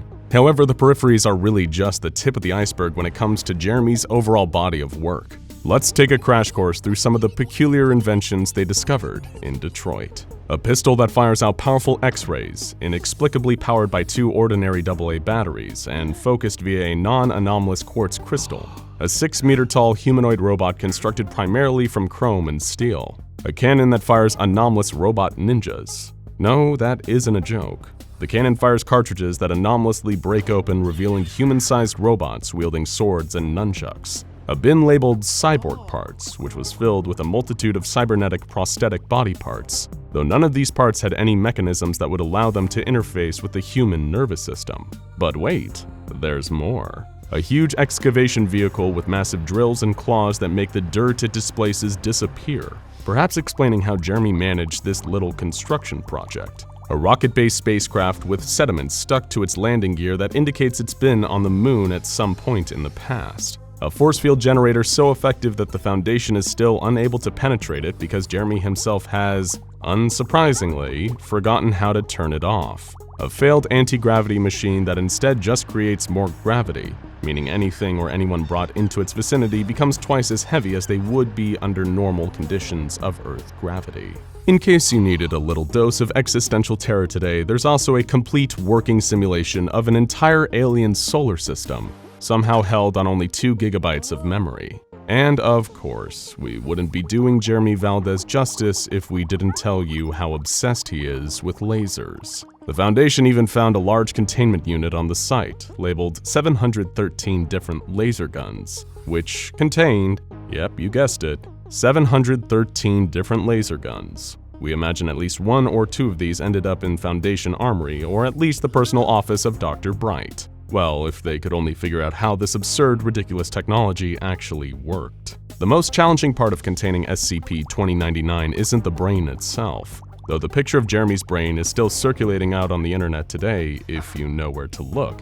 It's finding and containing the anomalous items that Jeremy left laying around in his life before containment. Because Jeremy himself has a brain like a colander, even finding these items is largely a result of picking up clues from his bizarre ramblings, and thousands of pages of nigh incomprehensible notes he won't stop babbling on about. While trying to find one of Jeremy's items in an alley in Boston, Massachusetts, Foundation agents ran afoul of a group of Chaos Insurgency agents searching for the same thing. But this wouldn't be the last peculiar tie between Jeremy and certain groups of interest pitted against the Foundation. In a soup kitchen in Seattle, Washington, the Foundation found that Jeremy had once sold an enlarge array to agents of the Mana Charitable Foundation, a surprisingly benevolent GOI who use anomalies to help the needy. They used the enlarge array to enlarge food and fight against hunger in the city's homeless population. And while visiting an area in Boise, Idaho, after Jeremy once mentioned having customers there, the Foundation discovered substantial connections to a member of a Serpent's Hand cell. It seemed to all observers that Jeremy was a kind of anomalous Forrest Gump, a man who had somehow bungled his way through a series of unfortunate arrangements with several of the Foundation's greatest enemies. He's a brain with an awful lot of bad luck. Or is he? Because while the Foundation has bought his bumbling fool shtick hook, line, and sinker, that doesn't mean it's true. In fact, in a classified letter to a member of the Serpent's Hand that worked closely with him in the past, Jeremy presented a very different picture of himself. Hey Al, I got your letter. Yeah, I'm not too worried about the Seco Pro. They're still digging at the old place. Psychology of the individual man. They're like cats. You run, they're going to chase you. But if they see something else moving, that's where their eyes are, leaving you to jet. The tail? Oh yeah, he's fine. He's designed for this stuff, man. And not like he's really there or anything. They get wise, we pull the plug and get away free and clear. Anyway, I got some new toys I came up with. Robots the size of fleas. They grab onto a guy, get carried wherever. They record what they see, hear, leave with whoever, and detach where you need them. No signal or trace, because they don't broadcast. You get it all when you collect them.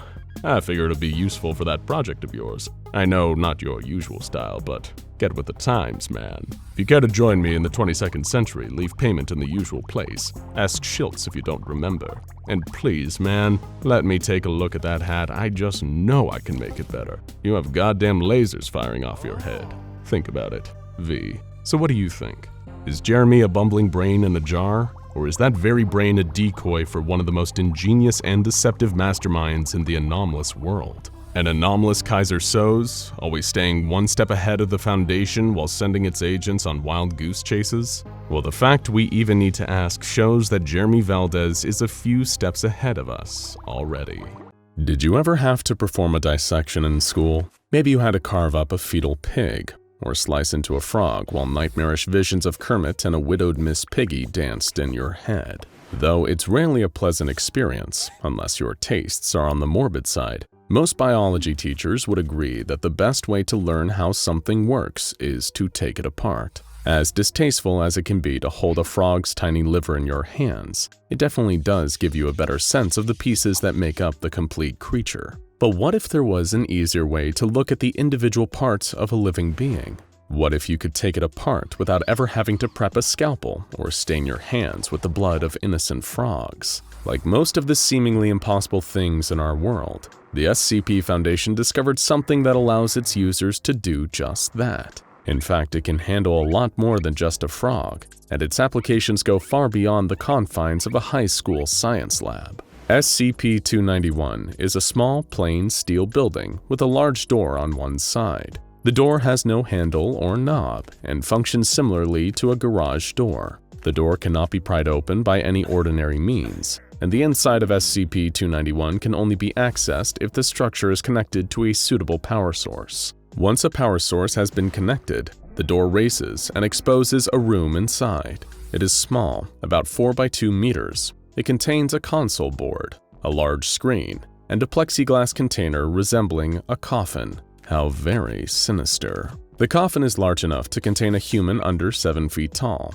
So sorry, Ferdinand the Cannibal, you're going to need to sit this one out. The coffin sits on a conveyor belt with several tubes connected to the wall above it. On the opposite side of the room, there are holes of varying sizes, each containing a small door that can be opened or closed. Because initial observation indicated that SCP-291 was intended for some kind of human testing, a D-Class test subject was selected for experimentation. The subject was instructed to lie down in the coffin and wait to see what would happen next. The display screen lit up, depicting a grid-lined image of the test subject. Buttons along the console board adjusted the image, showing the skin, muscles, and organ systems of the person in the coffin. There were no words or numbers on the screen, and all of the buttons appeared to have only two settings: on and off. When one of the researchers pressed the first button on the console, the tubes above the coffin began pouring a blue liquid into it. The test subject reacted with confusion, but did not experience any adverse effects. They quickly lost consciousness, indicating that the liquid was some sort of sedative. The liquid continued to pour into the coffin until the vessel was completely filled, at which point it congealed into a thick gel. The test subject's breathing and heartbeat slowed to a stop, and the conveyor belt suddenly creaked to life. The coffin was carried, test subject inside, through a small door that immediately locked behind it. The small room was filled with the sounds of gears turning, machinery clinking, and motors whirring. The display screen was taken over by a large rectangle, resembling a traditional loading screen.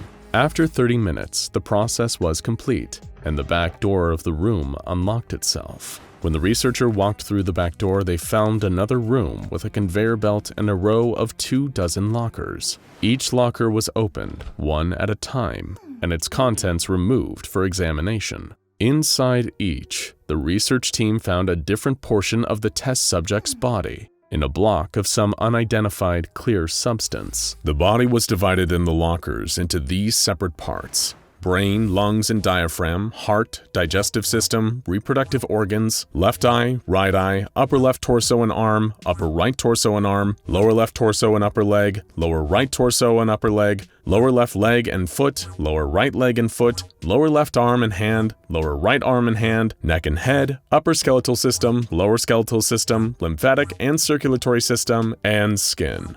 Phew, a miracle of the human body, right? Boundless in its fascinating complexities. Each block of body parts was placed back in its designated locker, and the second button on the console was pressed. At this point, the doors to the organ lockers sealed themselves shut, and the sound of the machinery working filled the small space once again. This continued for a duration of approximately 45 minutes. When the machinery went silent, a new plexiglass coffin emerged into the main room, with the test subject inside. He looked identical to how he had looked at the start of the experiment, with no evidence that he had previously been disassembled. The blue liquid slowly evaporated from the container, and the test subject opened his eyes. The lead researcher conducted an immediate interview with the reassembled subject, who reported no memory of the process after initial exposure to the blue liquid. They insisted that the process had been like a good night's sleep, which honestly makes us pretty eager to take it for a spin. A medical examination determined that there were only a few changes to the test subject during the disassembly and reassembly.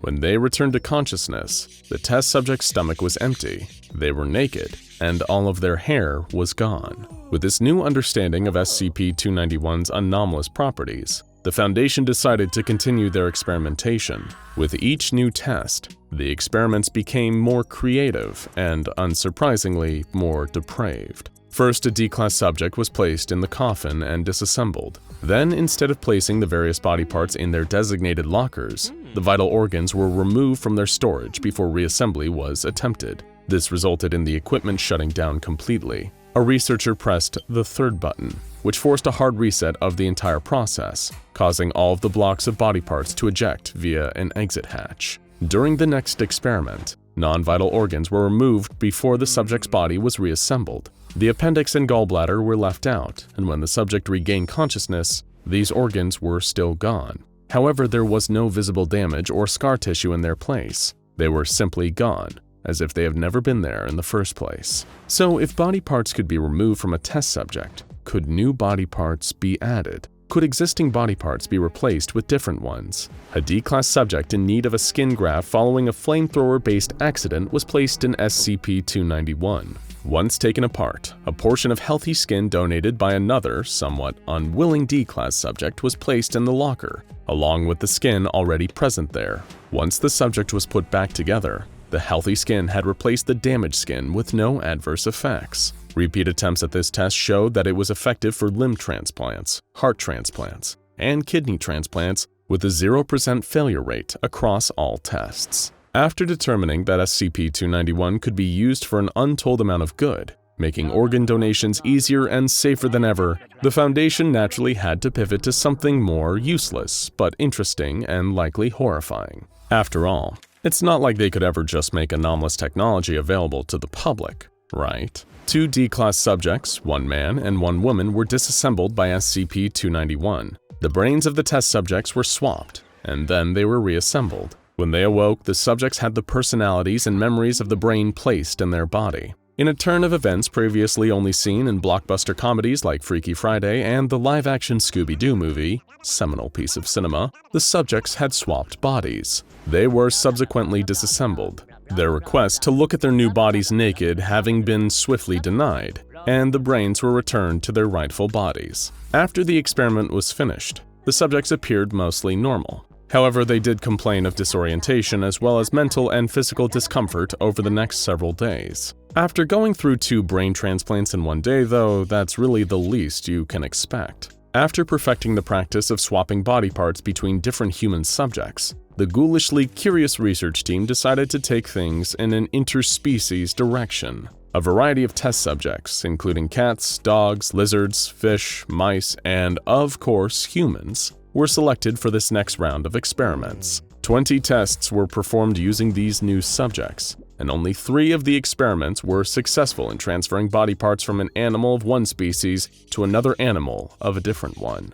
Attempts to swap body parts between mammals and reptiles or fish proved disastrous. When a fish and a human were both disassembled and the fish's gills were placed with the human's body parts, neither creature survived the reassembly process. The human awoke with a new set of gills embedded in their neck and immediately began gasping for the oxygen they could not take in. Within minutes, they had suffocated. The fish's fate was even worse. It did not reassemble so much as it became a pile of goo, scales, and 2 floating eyeballs. Experimentation with a human and a lizard yielded similar results, turning the lizard into a puddle of organic matter and killing the human test subject after only a few minutes. As disastrous as the failed cross-species tests were, the successful ones were almost as bad. Trial 001 involved a cat and a human. Not wanting to attempt too much at once, the research team opted to just swap out 1 organ, the left eye. Both subjects survived the transfer and were able to use their new eye. The human subject reported full use of the cat's eye, with improved night vision in addition to trouble seeing color. The cat did not enjoy its new eye nearly as much as the human subject, and had clawed its human eye out of its head by the end of the following week. In Trial 007, a successful brain transfer was performed between an adult human man and an English Mastiff. The man in the Mastiff's body expressed discomfort with walking on all 4s, and asked to be returned to his body as soon as possible. The Mastiff in the man's body adjusted to bipedal locomotion in a few hours, but was disassembled after urinating on a researcher's shoes. The final successful trial, and the most unnerving, was Trial 016. A female D-class test subject's reproductive organs were swapped with those of a pregnant Labrador retriever. An ultrasound conducted after the transfer indicated that the Labrador fetuses survived the procedure and could conceivably be carried to term by the human subject. Several members of the research team began to take bets on whether or not she would end up giving birth to puppies, but the transfer was reversed within the day,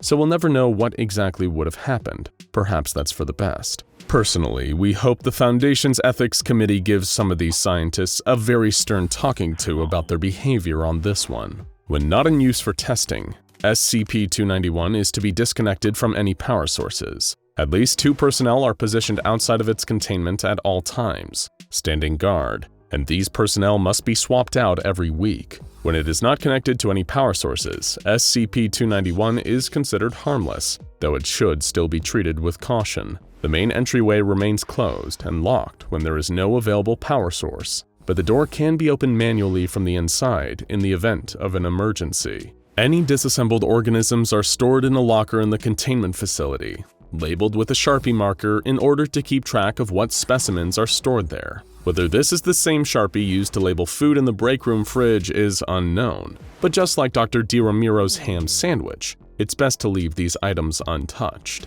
Any personnel found to be responsible for missing specimens will be transferred to another project and receive a strongly worded email. Congratulations! You've just entered the employ of the SCP Foundation as a junior researcher. As you know, the Foundation doesn't just hand out positions like this to anyone. To get scouted as part of their research corps, you need to be one of the best and brightest. You're going to be working with strange, mind-bending, and sometimes even deadly anomalies on a daily basis. You're part of the thin, redacted line between normalcy and absolute chaos of the supernatural. But right now, only one question is on your mind. Where will you actually be working? Because here's the thing. The SCP Foundation is a worldwide organization devoted to the containment of the anomalous, and they have thousands of classified sites and areas across the globe, each of them specializing in a different subset of the strange. Depending on your particular area of expertise, there's a number of Foundation facilities you may hope to be assigned to, but that's not what we're talking about today. Instead, we're focusing on the sites and areas so dangerous that just getting assigned there feels kind of like a demotion to D-Class. The places with the deadliest anomalies and the most frightening locales. That's right. It's time to cross your fingers and hope for the best. Because today we're going to discuss the most dangerous SCP Foundation sites and areas. But first, there are some things we need to understand about Foundation facilities in general. If you're somewhat familiar with the world of the SCP Foundation, you've probably heard phrases like research site and biological containment area thrown around a lot. You may have even picked up most of the meanings from context clues. But before we throw you into even more dangerous, uncharted waters, we're gonna break down the labels for you.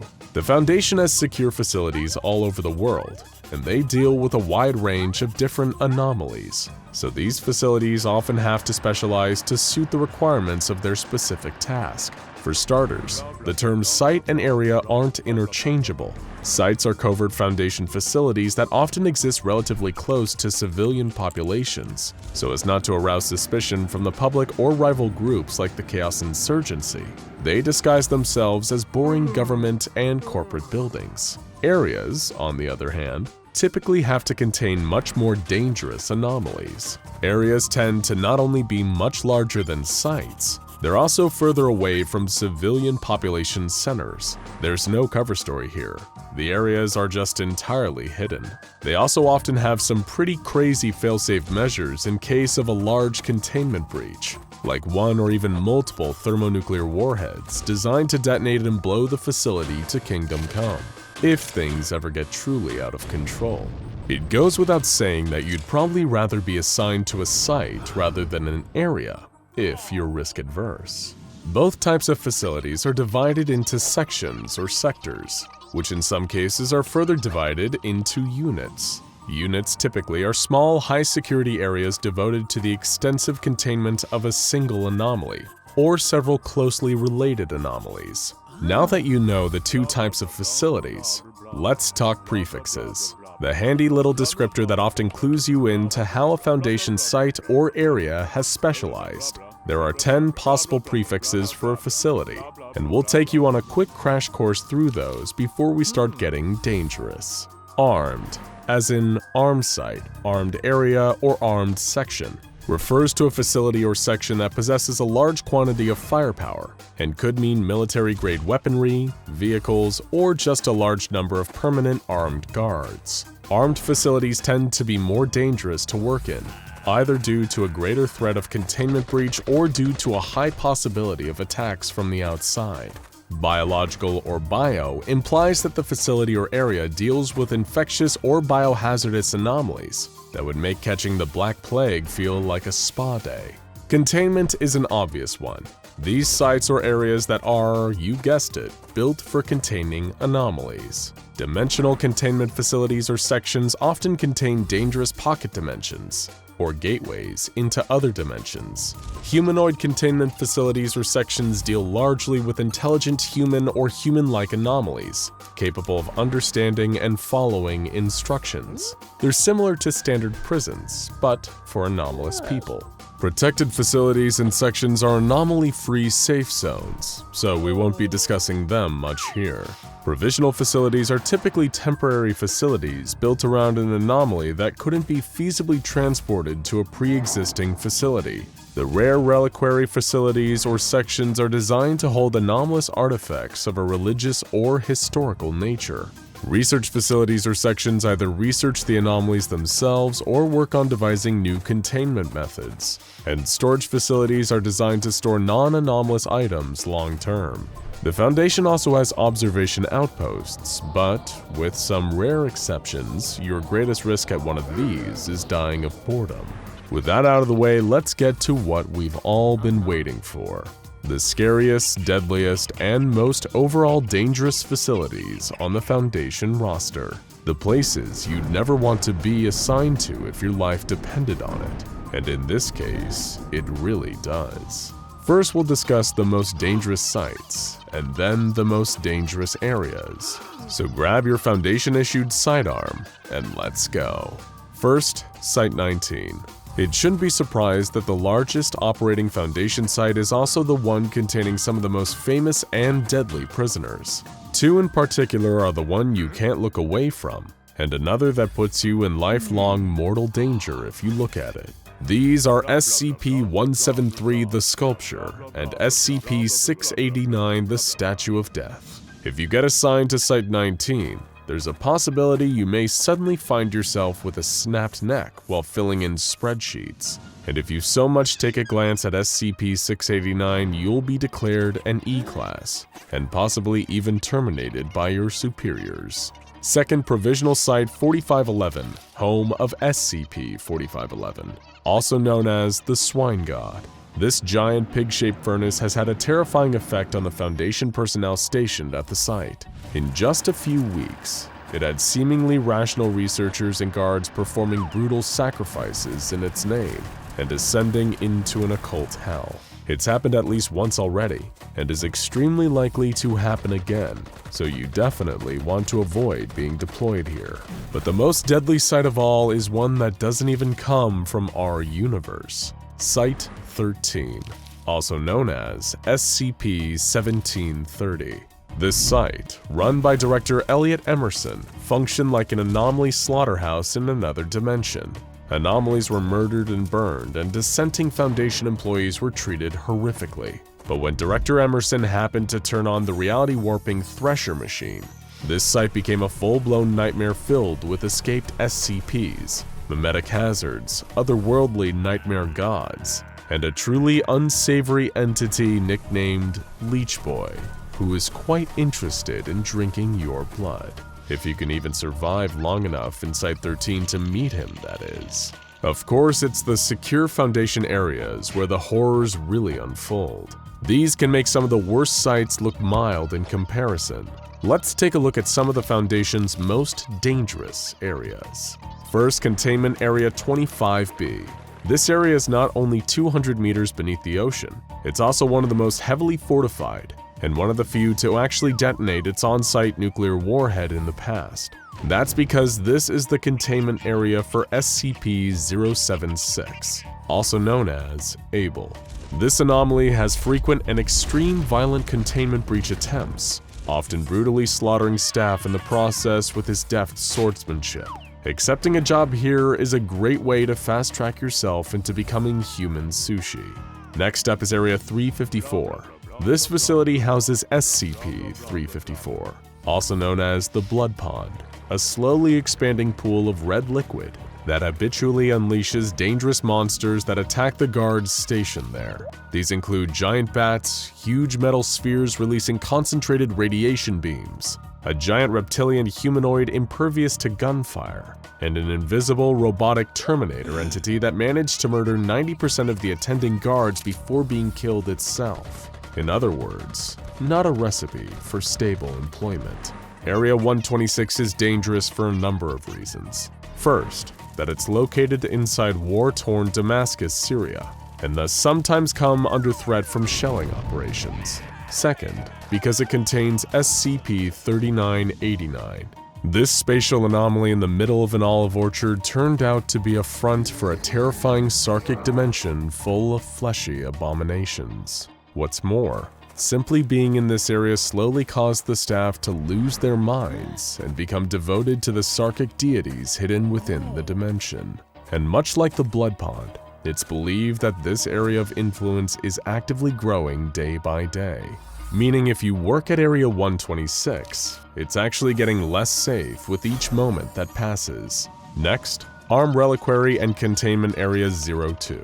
This space is specifically designed to contain highly dangerous, hostile, or otherwise hazardous anomalies, including multiple Keter-class objects. And we're not kidding when we say dangerous and hostile. The anomalies housed on this site are so dangerous, there's a literal battalion of armed guards to keep the peace. It also has not one, but multiple fail-safe nuclear weapons, designed to literally erase the entire base from existence if ever there's a catastrophic containment breach. One particularly horrifying anomaly in Area 02 is SCP-743. This is a seemingly innocent chocolate fountain that actually contains billions of extremely violent ant-like creatures that will swarm anything nearby, tearing it to pieces and dragging the pieces back to their nest inside the fountain. These insects will stop at nothing and can even tear through titanium if they need to in order to get their desired sustenance. So being present in this area means your life is constantly at risk. Hope you like chocolate. Next is the dreaded Armed Biological Containment Area 14, which contains some of the deadliest biological anomalies out there. From the bloodthirsty, kill-crazed Heart of Darkness SCP-058, to the head-devouring cannibal giant SCP-082, to the voice-imitating, memory-wiping Red Pack Hunters SCP-939. This base also houses several fast-breeding killer parasites, and a few highly infectious and deadly diseases. While Area 14 does boast an entire army of guards with heavy military hardware for preventing all these terrifying monsters from breaching containment and causing havoc, that probably won't make you feel much better. If even one of these things escapes at any given time, you better hope for your family's sake that you have a good life insurance policy. And finally, Area 37. As it stands, being sent to this area pretty much guarantees either death or a fate even worse than dying. That's because Area 37 is no longer under the control of the SCP Foundation. Instead, it's become a twisted playground for SCP-1765, a trio of terrifying reality warpers known as the Sisters. These unstoppable monsters claimed the area as their own, and began performing sickening experiments such as being forced into maddening time loops designed to drive you insane, or being crushed and burned to death in deadly games with confusing rules. While heading into other areas offers the possibility of a gruesome fate, Area 37 offers a dead certainty. Now, not only do you know the difference between different types of sites and areas, you now know some of the most horrifying and deadly examples of each, so you know which to avoid. But look on the bright side. If you're hard up for work and the SCP Foundation seems like an appealing job, at least you know there will likely always be a position available at one of these sites. After all, positions here open up very frequently. Joseph and Frank were two lifelong squatchers. No, that isn't an insult. That's a self-given title for Bigfoot enthusiasts who are willing to head out into the woods and search for the legendary Sasquatch firsthand. While most squatchers will go their whole lives without ever encountering one, Joseph and Frank were about to get lucky. They just didn't know what kind of luck. During a journey through the forests of the Pacific Northwest, Frank spotted something moving in the distance. A huge ape-like creature with grayish fur and human-like movements. Frank thought he was finally laying eyes on the mighty Bigfoot after decades of searching. What he didn't know was that he just made a deadly mistake. He had looked directly at SCP-1000, and there would be terrible consequences. Frank was excited. He just achieved the life goal of any squatcher. He tapped Joseph on the shoulder and directed him to look in the direction of the creature. Joseph followed Frank's direction and stared into the distance. When his eyes finally came into focus on the ape-like beast, he froze. His brain just short-circuited. 1 second he was about to encounter the holy grail of his hobby, and the next he was literally brain dead. Joseph collapsed. In the distance, the ape-like creature disappeared back into the woods. Not that Frank even noticed. He was too busy trying to wake Joseph, but it was no use. Joseph was gone, and Frank had no idea why. The headlines read, "Bigfoot killed my friend." Most people either ignored it or laughed it off. Just a couple of cranks goofing off in a forest and one of them had dropped dead. Who cares? Well, one organization cared. The SCP Foundation. Mobile Task Force Zeta 1000. The Foundation's specialized SCP-1000 detail were alerted to the reports. They sprang into action, tracking down and detaining Frank for questioning. They process 1 million loony Bigfoot lovers every year and usually find nothing, but the death of Frank's friend made it all too clear. They hadn't encountered a Bigfoot, but a real, genuine example of SCP-1000.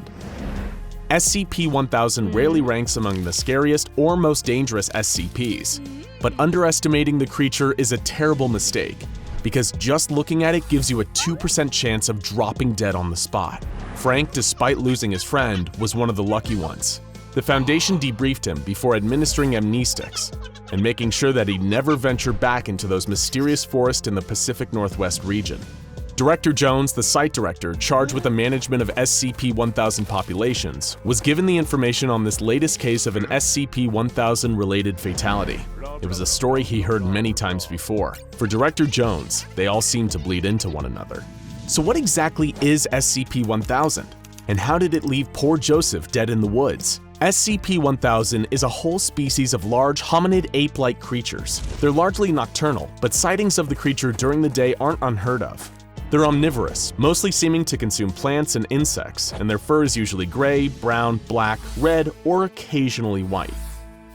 The creatures have large eyes capable of impressive vision nestled underneath a pronounced Neanderthal-like brow. Another defining feature is the ridge of bone on the forehead, much like that of a gorilla, that is present in both sexes. According to Foundation studies, the creatures exhibit a level of intelligence on par with that of the common chimpanzee, but nowhere near that of us humans. What they lack in intelligence, though, they make up for in size. The adults can be as large as 10 feet tall and weigh up to 600 pounds. Despite their great size and impressive strength, the creatures are neither aggressive nor territorial. In fact, they seem to instinctively avoid humans, mostly residing deep in the forests of the American Pacific Northwest and in the Himalayan Alps. There have been sightings of SCP-1000 on every continent, though the Foundation has taken pains to exterminate all SCP-1000 populations situated near human population centers to prevent a potential disaster, considering the 2% chance of instantaneous death upon visual contact. That brings us to our second question. What is it that makes these seemingly harmless creatures so dangerous? Sadly, for both these unfortunate creatures and us humans, the danger is beyond the control of SCP-1000. According to Foundation research, SCP-1000 likely evolved alongside us Homo sapiens until a tragedy occurred between 10 and 15,000 years ago. A mysterious extinction event eliminated the vast majority of their species, leaving only 1 to 5% alive in the aftermath. What happened? It's believed that around this time, SCP-1000 contracted what the Foundation refers to as an anomalous pseudo-disease. Meet SCP-1000-F1. A disease that is passed along at the genetic level and is so durable that it persists in the species to this day. The tiny fraction of the population that are immune to its effects manage to survive, but the majority who aren't immune die shortly after birth. This is why the overall population remains relatively low to this day. It's a disease that only appears to affect hominids, including humans, chimpanzees, bonobos, and non-immune instances of SCP-1000. Any hominid that lays eyes on a carrier of the disease has a 2% chance of experiencing immediate brain death. While a 2% chance of instant death may not seem all that threatening, at least when compared to some other nightmare-inducing SCPs, the truly scary part is that the percentage is cumulative. In other words, the longer one observes a carrier of SCP-1000-F1, the higher that percentage rises, the greater your chance of experiencing an abrupt death. According to Foundation studies, the percentage rises by around 1% every 20 minutes, and the percentage also varies between specimens, with some exhibiting a terrifyingly high death chance of 90% upon viewing. This death chance continues to occur in dead specimens if they carry the anomalous pseudovirus while alive. though thankfully the risk doesn't appear to apply to small fur or tissue samples. The Foundation's true concern actually goes far beyond SCP-1000 themselves. Because of the species' close relation to Homo sapiens, there's a worry that SCP-1000-F1 could transmit to humans, causing our own species to meet a similar fate. If humans did indeed become carriers of SCP-1000-F1, it's extremely likely that humanity would undergo an unprecedented extinction event, with billions across the globe dropping dead as brain death sets in en masse. While full extermination of the entire species has been deemed unlikely, this existential threat they pose to humanity more than justifies the occasional culling of SCP-1000 populations. That was a lot to take in, right? First, the creature we thought was Bigfoot was actually a new species of SCP out in the wild. And second, these creatures could end human life as we know it if they made it into a population center. But what you're about to hear next, a dark secret only available to people with Level 3 SCP Foundation clearance, is the most shocking SCP-1000 fact of all. Are you ready? The true secret of SCP-1000 is that what you've just heard is a lie. There is no anomalous pseudo-disease, and SCP-1000 poses no pathogenic threat to humanity whatsoever. Who would spread such a thing? The SCP Foundation, of course. Strictly speaking, the Foundation has disseminated two direct lies about the nature of SCP-1000. The first is that of the disease, which does not exist, nor has it ever existed. The second lie is about the creature's intelligence level. They're far smarter than the average chimp. In fact, they're every bit as intelligent as human beings. These were all lies formulated by Director Jones and the Foundation, as was the very existence of the Bigfoot myth. The Foundation has been spreading information that makes the very concept of the Sasquatch out to be a joke for decades, all to discredit and further push the very concept of SCP-1000 into the shadows. But why? The Foundation is no stranger to coming up with cover stories, but why would they put intentional lies into their own files to anyone below a Level 3 clearance? Well, that all comes down to the horrifying truth behind the origins of today's SCP-1000 population. The creatures were first brought to the attention of the Foundation by outcast members of the Serpent's Hand, an organization dedicated to defying the Foundation's activities. These members, known as the Children of the Sun, told them the secret history of SCP-1000. While at first, Foundation personnel like Director Jones didn't want to believe what they were hearing, they soon came to terms with the horrifying truth. Humans and SCP-1000 did evolve alongside each other, with humans occupying the day and SCP-1000 the night. However, while humans were still basic hunter-gatherers, SCP-1000 were undergoing vast intellectual and societal development. They were able to create tools, weapons, agriculture, stable settlements, domesticated animals, and eventually even fully developed cities. It was like nothing the world had ever seen, and wouldn't see for thousands of years to come. Their numbers swelled into the tens of billions as they created culture and technology hitherto unimagined, including weapons of devastating power. Meanwhile, humanity was pushed to the brink of destruction by their competitors' rapid and seemingly unstoppable growth. It looked as though the human species had lost the evolutionary arms race and would have to bow out. But according to the Children of the Sun, a trickster forest god smiled upon humanity and gave them the power to use SCP-1000's weapons and technology against them. 70% of SCP-1000's population were wiped out in a single horrific day, known to the Children of the Sun as the Day of the Flowers, as every flower supposedly bloomed that day during the massacre. Humanity destroyed the entire civilization, and with the same technology they stole from these unfortunate creatures, the vengeful humans drove the apes mad. Their higher consciousnesses were blocked out, reducing them back into the states of mere animals. Once the massacre was done and everything that was built had been destroyed, we, the human race, used the SCP-1000 weapons to wipe any memory of the atrocity from our own minds. The advanced civilization of SCP-1000 had been wiped from history. Humans returned to their plodding path of evolution, none the wiser. For thousands of years, all the way up until today, this time remained a mystery to us. So again, why did the Foundation lie to us? What did they have to gain by convincing us all that it was dangerous to even look at these creatures? Well, as the frequency of sightings and the attempts of communication increased, people like Director Jones became aware of a frightening possibility. What if the pendulum was swinging back? What if the apes were regaining their lost intelligence and worse, still harbored feelings of revenge for what we did to their species thousands of years ago? Even the mere possibility that they could do to us what we once did to them is a chance that the Foundation simply cannot take, and thus, limiting contact between humans and SCP-1000 at all costs is an absolute must. However, in spite of the Foundation's fears, one intercepted message from the apes suggests that their paranoia may be misplaced. This message, translated from an attempt at communicating with Foundation personnel, reads simply as follows: "We forgive you. Given choice for now, not forever.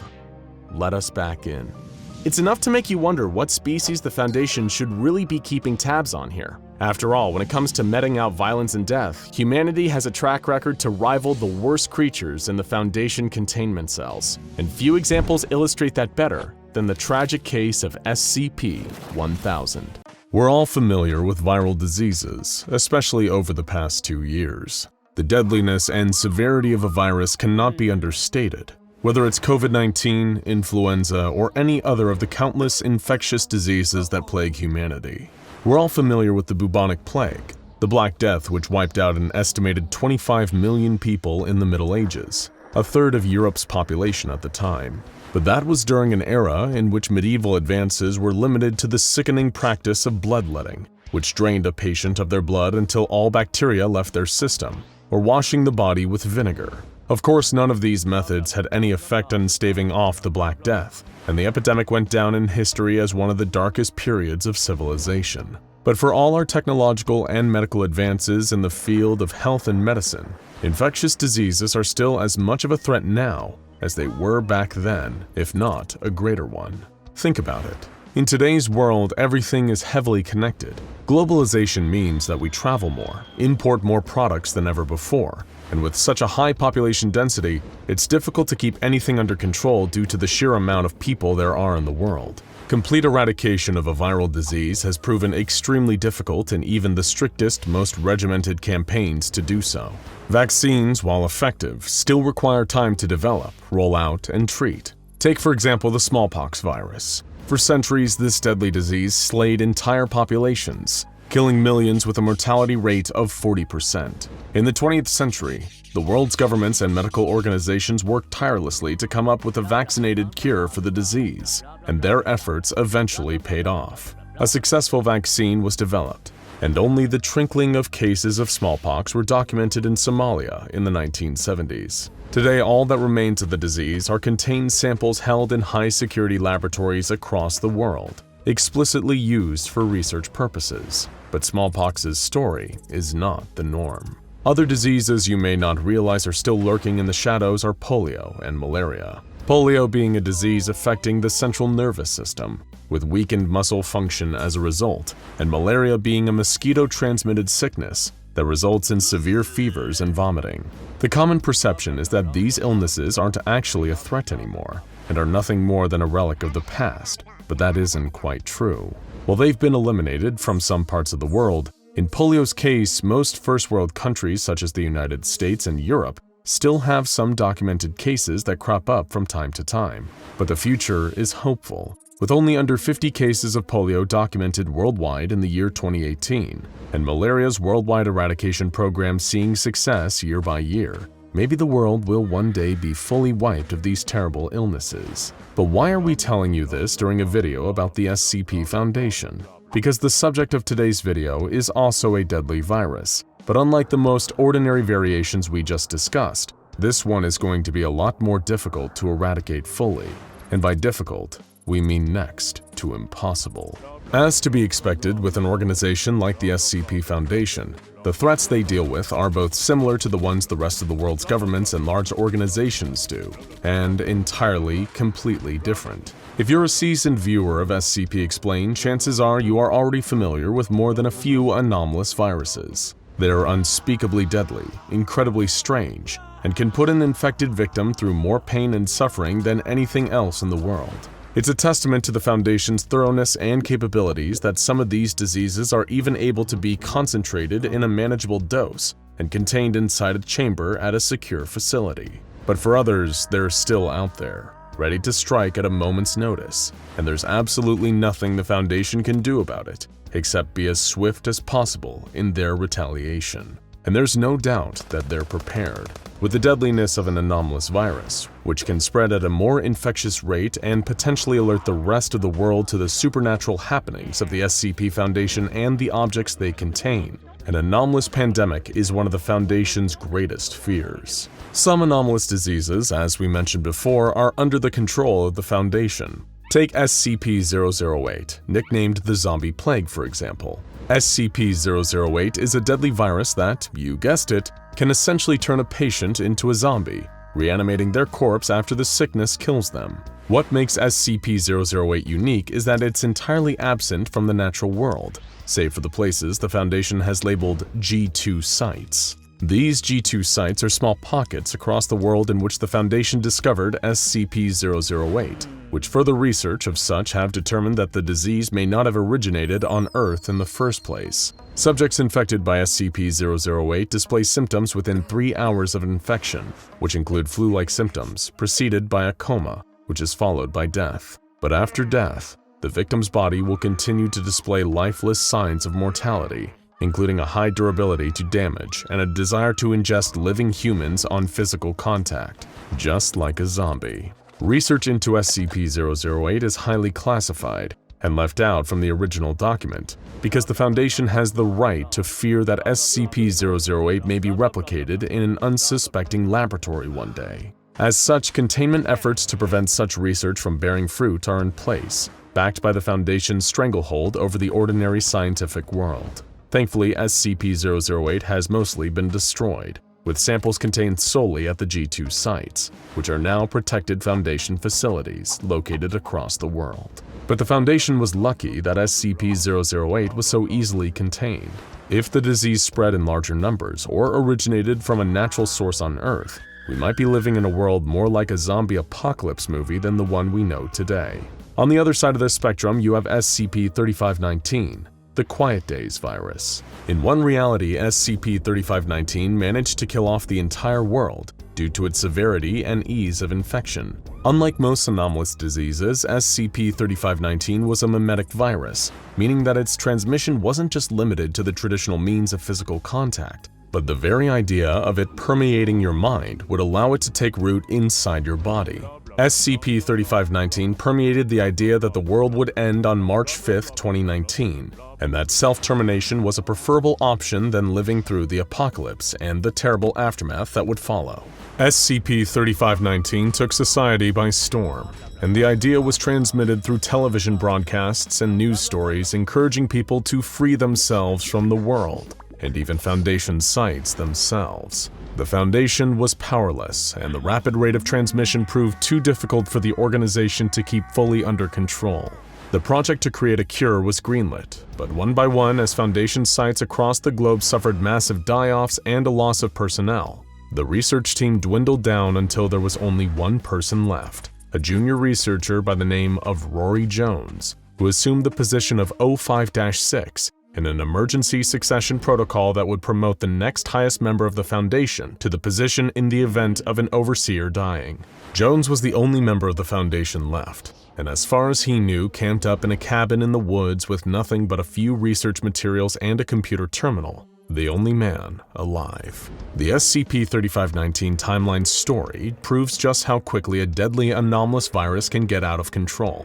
How it can make an organization as all-powerful and ever-prepared as the SCP Foundation just another statistic in a record of infected populations. But you don't need to tell the Foundation that. They're already well aware, and they've had decades to prepare, study, and analyze the effect an anomalous virus can have on the world. And that brings us to the mysterious case of the main anomaly we'll be looking at today, SCP-277, the Clockwork virus. Dr. Charles Gears, a researcher of note that you may have heard of before, was one of the Foundation's best and brightest. His cold, distant demeanor and propensity for researching the anomalous commonly associated with a divergent religion, the Church of the Broken God, a group of zealots focused on reassembling the broken metal pieces of their mechanical, technological god, made onlookers associate the Gears name with sleek, careless alloys and methodical, cold clockwork. When the Foundation began observing symptoms of what would later be labeled SCP-217 in a major population center,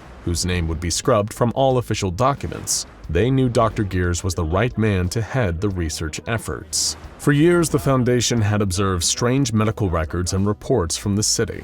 Reports of dementia in subjects younger than the common age brackets and at uncommonly high rates. High reports of lethargy, depression, emotional dulling, and a feeling of something moving underneath the skin or a ticking noise in the ear were all signs that the Foundation was dealing with SCP-217.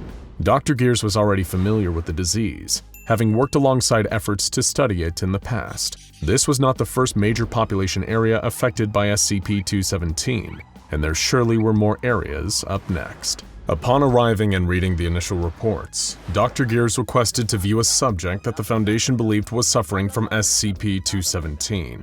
When the young woman entered, Gears immediately recognized the signs, the stiff movements, the robotic, monotone voice, and the way that nothing he seemed to say fazed her.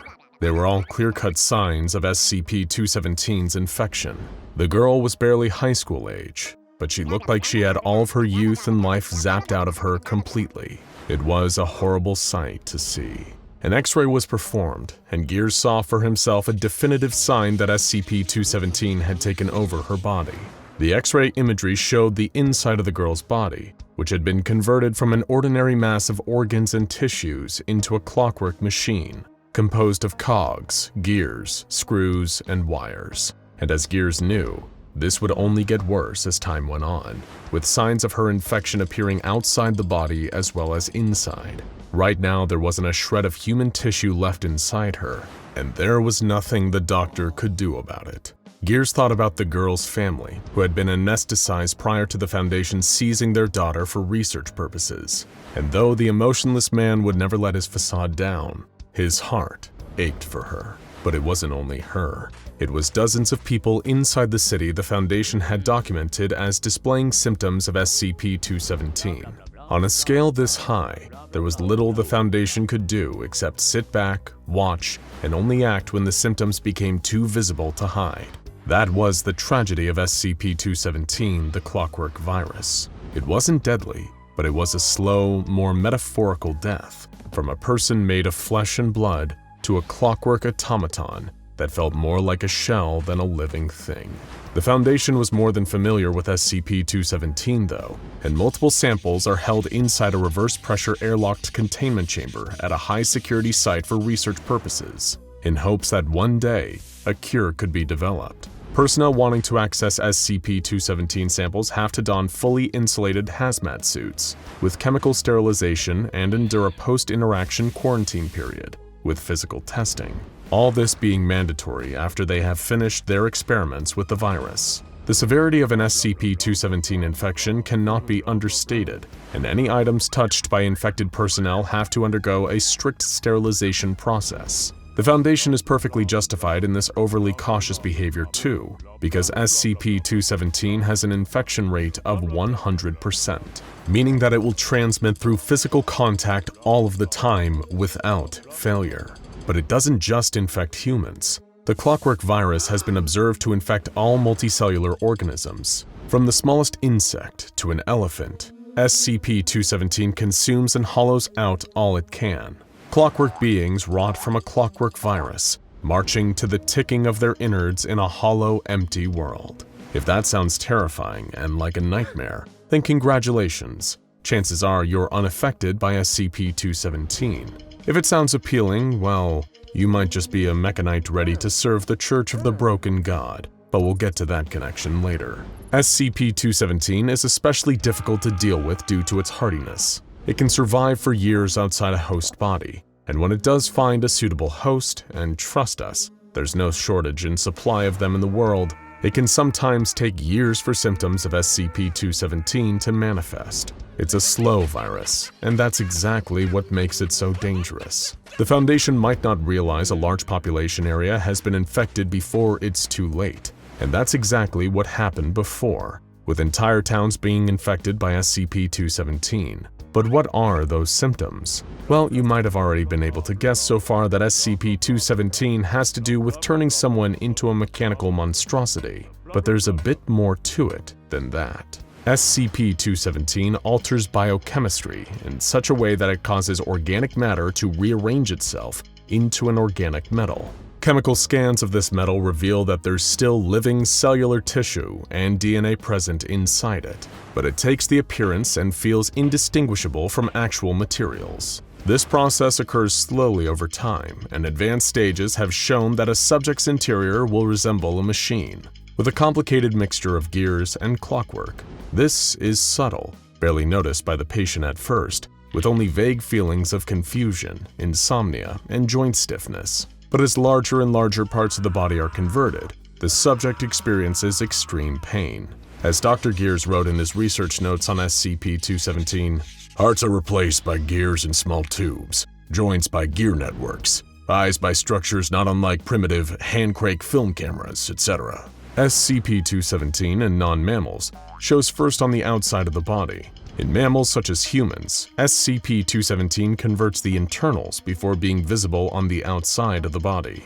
The reason for this is unknown, but it might have something to do with that broken God connection we mentioned earlier. One of the Church's core beliefs focuses on ascending humanity to reflect Mechane, the broken God. While the origins of SCP-277 are unknown, if the virus is related to the Mechanites, this subtle, slow infection may be a part of their grand design, a plan to covertly infiltrate society and convert the masses into effigies of their god. But of course, this is all speculation. As we mentioned, those infected by SCP-277 can be entirely unaware of their conversion until it's too late. But aside from physicality, the mental state is also affected. From the middle to advanced stages of SCP-277 infection, victims' behaviors reflect their cold, mechanical insides. They respond in a repetitive, disassociated fashion. Their actions are dull, mechanical, and telegraphed. They're easily distracted and confused, and appear irritable when faced with new problems. In the early stages, SCP-277 manifests as increased lethargy, a lack of emotional response, and a feeling of fluttering or moving underneath the skin.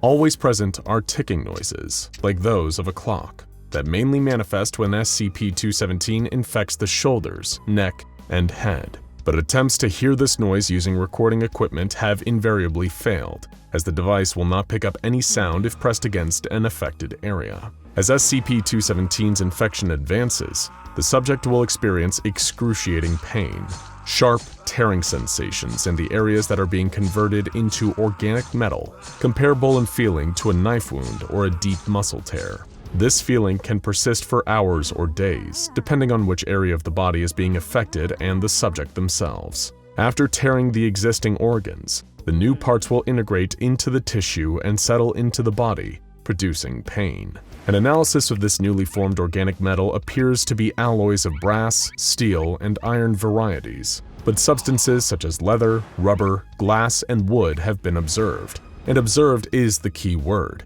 because as soon as these materials are examined deeper, it's revealed that they're still organic in composition, and even carry the subject's DNA. Organs and tissues affected will, however, become stronger. Instead of being squishy meat bags filled with tissue, blood, and other parts, they take on the physical properties, namely durability, of the material they resemble. If one of these areas are damaged, they'll repair over time just like regular organs, but at a much slower rate. But one interesting note is that a damaged piece of organic metal can be repaired, so to speak, by replacing damaged areas with new parts of the same type. This has had no consequences, and the body will continue to act as normal. That's one benefit of being infected by SCP-277. You can essentially repair yourself with whatever you have access to. But the conversion of a victim doesn't stop. It continues to occur until their entire body is organic metal, inside and out. Dr. Gears' research on a fully converted brain was apparently so groundbreaking that it had to be erased from the standard security class documentation.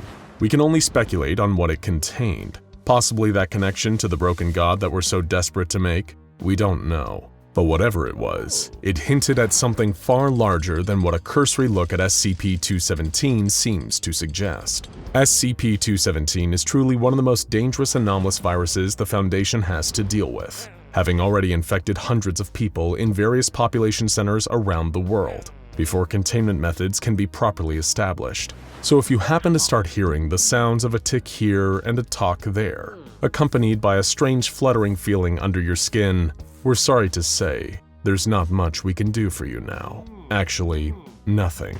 There's nothing we can do. 40 years ago, a U.S. Navy exploratory vessel landed on a chain of islands in the South Atlantic, just 2,000 miles off the coast of Argentina. In other words, the middle of nowhere. Yet on this far-off set of rocks afloat in the middle of the ocean, they discovered a vast array of strange wildlife and plant species that resemble little of what they left behind on the mainland. Could this be a treasure trove of undiscovered species, they wondered? Hoping to capitalize on the discovery, a reconnaissance team of researchers was sent out to explore some of the islands on foot, and what they found did not disappoint. From endangered species of birds to plant life and vegetation that looked like it belonged on Mars, they found a dizzying array of new and exciting examples of evolutionary oddities that would fill a library. But unfortunately, their jubilation was cut short. Attempting to collect soil samples, they dug into the ground and soon discovered that what they were standing on wasn't actually ground at all. The Navy scientists soon discovered the rocky terrain they were exploring was actually made up entirely of organic matter. As per the standard protocol, the SCP Foundation was forced to silence the U.S. Navy research vessel after its discovery. With the okay from the U.S. government, the ship was torpedoed and sunk to the bottom of the ocean with all hands on deck, in the name of protecting the greater good of the masses. A tragedy at sea for the sake of preventing worldwide pandemonium. From there, the Foundation took over with the containment procedures of what would eventually come to be known as SCP-169, better known by its nickname, the Leviathan. The Leviathan is a biblical creature of mythical proportions, said to be able to boil the seas and create earth-ending floods with just a whip of its massive continent-spanning body. It is unclear if SCP-169 has the ability to do these things, though, given its massive size, which Foundation researchers estimate to be somewhere between 2,000 and 8,000 kilometers. It's easy to see how something that big moving at any speed could be devastating for the coastal regions of the world. Although we use the word contain, it is impossible for SCP staff to ever contain something of such massive size. Surveillance and monitoring are about all we can do for now. That and hope it never wakes up and decides that we're on the menu. It was thought to be relatively smooth sailing, until one incident changed everything. Dr. Hart turned off the video monitor and faced the assembled members of MTF Gamma-6, also known as the Deep Feeders, renowned for their specialization in the tracking of deep-sea and oceanic anomalies. The room was dark, and each team member was sitting in shadow, but still Dr. Hart could see the seriousness on their faces. "I'm sure you're wondering why I called you here at such short notice," he said. On the screen behind him, he put up a NASA satellite picture of a small set of rocky islands. "You see this little island chain here? Well, it wasn't there a week ago." He paused, rubbing his forehead from lack of sleep. "At 8:05 a.m. today, we recorded another auditory anomaly emitting from SCP-169. This one was much louder and longer than the one recorded in 1997 by the National Oceanic and Atmospheric Administration, the one known as the Bloop. Back then, it was easy to brush off as some ice breaking off of a continental shelf and scraping against the seafloor. It's not so easy to cover up anymore. These auditory emissions from SCP-169 are beginning to grow more frequent. More than that, increased seismic activity around the archipelago on the creature's back indicates that the rate at which the creature is breathing is also up. Typically, the rate at which the creature takes what we are assuming to be a breath is once every 3 months. The rate has increased to once every 3 weeks. For as long as we've been monitoring SCP-169, it's been adrift along the southern Atlantic, never moving more than a kilometer a week. That behavior is slowly beginning to change. It doesn't sound like much, but something that big even moving just a fraction of that faster means 100-foot tidal waves for the entire South American coastline. We fear the creature is showing signs of waking up. If this is true, it could mean a cataclysm for the hundreds of nations around the world. Millions, hell, even billions could be wiped off the face of the earth if this thing just flips its body too fast in the wrong direction. To put it to scale, this monster is about the size of the Caribbean. maybe even bigger as far as we know. The doctor then pulled out a decanter of whiskey and poured himself a glass, swallowing the entire pour in one go, in an appalling breach of workplace professionalism. Seriously, an XK-class end-of-the-world scenario is still no excuse for drinking on the job. We're talking about an extinction-level event. A bona fide XK-class end-of-the-world scenario. 1,000-foot tsunami wave stretching as far as the eye can see from either end of the horizon. The last time SCP-169 stirred, it created the Mediterranean. In fact, the legends of the biblical flood, Noah's Ark, the same story, can be found in every civilization and culture around the world. So maybe they were onto something. It is to this end I call you all here. To save the world from the next great flood. He paused for a moment as the room took in the gravity of the situation. The more we can learn about SCP-169, the better. And right now, we know squat. For one, we've never seen just how deep the body of the creature goes, or what's under it. The pressure has been too great for our current model submarines, until now. After reinforcing our Nemo-1 deep-sea submersible with thaumaturgical runes, the integrity of its hull has increased exponentially. Your mission will be to travel as far down and as close to the creature as possible. If it breathes, then there must be gills or lungs. There must be some basic biological facts we need to understand if we're going to survive extinction. Our only recourse is to find a way to sedate the creature, and if that doesn't work, then God help us all. Just 12 hours later, deep in the waters of the southern Atlantic, a massive submersible ship was diving down into the depths of the deep ocean, looking for a way to stop the end of the world. Agent JA-6-1, a member of Deep Feeders, looked out of the massive viewing port as the ship slowly descended alongside the rocky trench that made up the body of SCP-169. Behind him was Dr. Hart, sporting a white 5 o'clock shadow and a red nose from a night of drinking to calm his nerves. The entire crew were silent in awe as the giant floodlights of the ship brushed over the barnacle-covered surfaces of the undersea mountain. They progressed slowly, reaching each milestone in depth with caution, knowing that one wrong move could destabilize the pressure in their ship. JA-6-1 murmured the word, "Scales." "What?" asked Dr. Hart. "I've been watching the patterns of the ridges as we sink down. They look like scales. Giant segments. It's hard to see at first because they're so covered in barnacles and sediment, but I'm sure of it. They're giant, armored scales, the way lobsters or crabs have armored exoskeletons." "Interesting," the doctor said, scratching his chin. "Arthropods have segmented armored bodies. This means we might be looking at some sort of evolutionary hybrid, some sort of aquatic mammal such as a whale or dolphin, but one that has developed armored segmented scales similar to that of a crustacean." The doctor crossed his arms to think. "The closest thing we have on the fossil record of this magnitude is an armored fish from the Cretaceous period, but even that's way too small to compare to this. This thing has an entire ecosystem on its back." "How old is it?" asked the agent. "Well, now that you mention it, given the impossible age of the creature, an arthropod would make sense. Lobsters and other crustaceans don't age conventionally, you see. They are effectively immortal. In fact, they actually die because they continue to grow until their bodies can't hold up their humongous size anymore. And yet, SCP-169 just kept growing." The doctor trailed off, thinking to himself. Dr. Hart, still lost in thought, turned to walk to the back of the submersible as JA-6-1 followed. He said as much to himself as to the agent, "The creature is old. The geological survey conducted when SCP-169 was first discovered carbon-dated the specimen to over 541 million years old. As you can probably surmise, that's too old for any living being. The results had to be incorrect, and yet I checked them myself more than once. And numbers do not lie. The entity predates our civilization. Hell, it predates complex life forms on this planet as we know it. From an evolutionary standpoint, it doesn't make any sense." The agent, confused, asked, "Doctor, how could something so big even come into existence?" "Very little of our planet is actually landmass. It's a wonder we call it Earth. Most of this planet is water. We aren't looking at a creature that's on our planet, Agent. We are on its planet." Just then a flurry of alarms and sensors began to go off at the bridge of the ship. The team scrambled to their stations, checking off monitors and shouting readings to each other.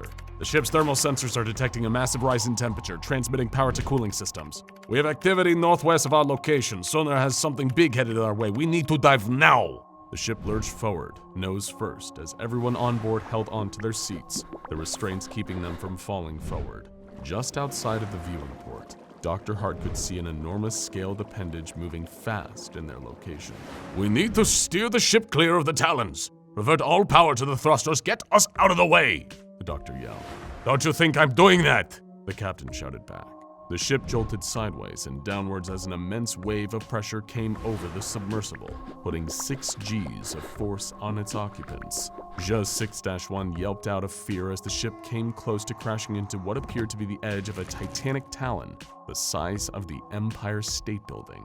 Following the encounter, the part of the ship bordering the reinforced glass of the viewing port began to glow bright red. It's boiling the water around us, one of the crew members cried out. It's not boiling anything. It's just cavitation due to the pressure reduction in the water. The updated runes on the ship's hull should keep us safe. We just need to cool our heads. Stay focused on the mission, bottom feeders. After several moments of holding their breaths, the crew of Nemo 1 began to relax as their pace returned to a slow descent along the side of the underwater behemoth. Before long, the vessel was no longer traveling straight down, but starting to curve under the creature, traveling north towards the theoretical head of SCP-169. After several hours, the ship came upon giant fissures in the rocky exterior of the creature.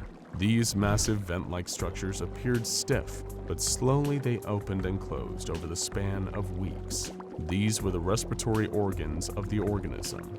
Clocking in at over 2 miles underneath the surface of the ocean, the crew carefully began entering the smaller pod-like submersibles that detached from their main ship. JUZ 6-1 entered his pod and strapped on the haptic gloves that would give him control of the pod's robotic arms. He and a team of 3 other volunteers had agreed to undergo the dangerous mission of attaching artificial chemical emission machines that could be programmed to release anesthetic gas into SCP-169's respiratory system on command remotely. The emission machines could be refueled manually whenever the contents ran out. It was an ingenious solution Dr. Hart came up with when thinking of his time studying sharks as a marine biologist. They would tag the fins of sharks by capturing them and bringing the specimens on the deck of their boat. From there, the scientists would drill a radio frequency emitter onto the fin of the shark. When he had first seen this practice as a young college student, Dr. Hart was afraid the process was harming the shark, but later he learned it was designed in a way to not be harmful to the specimen, and eventually the tag would fall off after enough data on the shark's movement was collected. Except these tags would not be falling off, he thought. They could not. For the sake of all mankind, this had to work. The doctor pressed a button on the receiver of the radio and spoke. JUZ 6-1, what's your status? Pressure's holding, all signs look good. JUZ 6-2, pressure's holding, all good. JUZ 6-3, all clear, Captain. JUZ 6-4, there was silence. JUZ 6-4, do you copy? All clear, Doc. Sorry, my mic was muted. En route and ready to do this thing. Dr. Hart sighed in relief and slowly reclined in his chair, watching the pods move closer to the large openings on SCP-169's side. One by one, the robotic arms used underwater torches to drill into the thick, rock-like exoskeleton of the creature, screwing in complex million-dollar equipment that was both waterproof and could withstand the immense pressure at such a depth under the ocean. As the minutes turned to hours, Dr. Hart couldn't help but feel anxiety for the safety of his crew and the success of the mission. But before long, the pods began to return one by one to the mothercraft, each completing the segment of work with which they were tasked. The last pod still working was JUZ 6-1, whose robotic arm was in the process of rotating a large industrial-sized screw. JUZ 6-1 had all but finished when suddenly a low rumble could be felt shaking the larger submersible. Dr. Hart's voice came crackling over the radio. Get back to the ship now! JUZ 6-1, wrapped in deep focus on his task, replied, I'm just about finished, just packing up my tool belt. Leave it. Return to the ship now. That's an order. Jesus, what's wrong? It's not like this is the end of the world, said the agent, chuckling over his radio. An ear-piercing echo sent shockwaves through the depths of the ocean around the submersible. The waves rumbled with the sound of SCP-169's voice, similar to the sound of a large whale. but amplified by 1,000,000. The sound sent all the crew members falling to the floor as the ship experienced severe damage from the burst of pressure, slightly cracking the glass viewport and sending smoke flooding into the small bridge of the ship. "Gas masks!" shouted Dr. Hart as they all donned breathing apparatus. "SCP-169 is waking up. Begin activation of the chemical emission machines. We need to sedate it now. The Leviathan is waking up. We need to stop it," shouted Dr. Hart. Just then, he looked back and noticed Zhe 6-1's pod was gone. "Zhe 6-1, what's your position? Zhe 6-1, where are you?" "Sir, sonar has him drifting off deeper into the ocean behind us. He must have gotten knocked off SCP-169 by the shockwave." But Dr. Hart wouldn't have it. He didn't want any more blood on his hands. "Reverse thrusters, turn us around and get to him. We're not losing anyone." "But the breach in the hull!" "It'll hold. That's what the runes are for." The outside of the submersible began to glow a slight blue as the ship's system started to come back online to full capacity, and alarm systems started to turn off and report normal pressure readings. Before long, the Nemo 1 had caught up to Zhe 6-1's pod and retrieved the agent, who had been knocked unconscious by the shockwave. Once the agent was back on the main ship, the doctor turned his attention back to the monitors, making sure the installations they drilled into the creature were functional. Slowly, the machines came online to full power, and the speed at which SCP-169 had been moving began to slow ever so slightly. The team all watched the viewport in silence as a steady stream of anesthetic gas was pumped into the respiratory system of the gigantic living myth in front of them. After a few moments of waiting, the doctor spoke.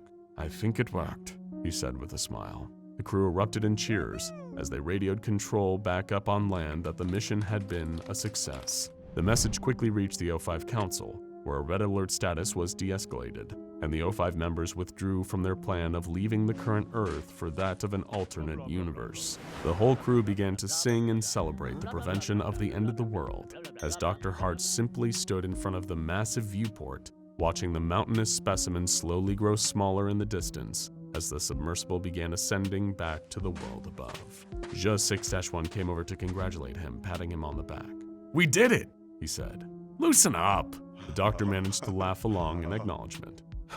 "That we did," he said in relief. "That we did." The two watched the deep blue ocean in silence, taking in the vastness of the sea. Perhaps this would not be the end of it, but that day, they had done what the SCP Foundation did best: kick that apocalyptic can a few miles down the road. And sometimes, in the face of the terrifying and the infinite, that's really the best you can do. Your boss's office, his name etched on the frosted glass window in the door, sitting at the end of a long hallway. He called you in, and you don't know if you'll be leaving with your job. A grimy public bathroom filled with graffiti, spiders, cracked toilet seats, and a sinister shadow in the very last stall. A surgical theater where masked doctors wait with gleaming scalpels, forceps, and bone saws, preparing for an operation that you don't know if you'll wake up from. All of these have one thing in common: they're rooms that inspire dread. But after this video, you'll look back on all of them like you would your cozy childhood bedroom.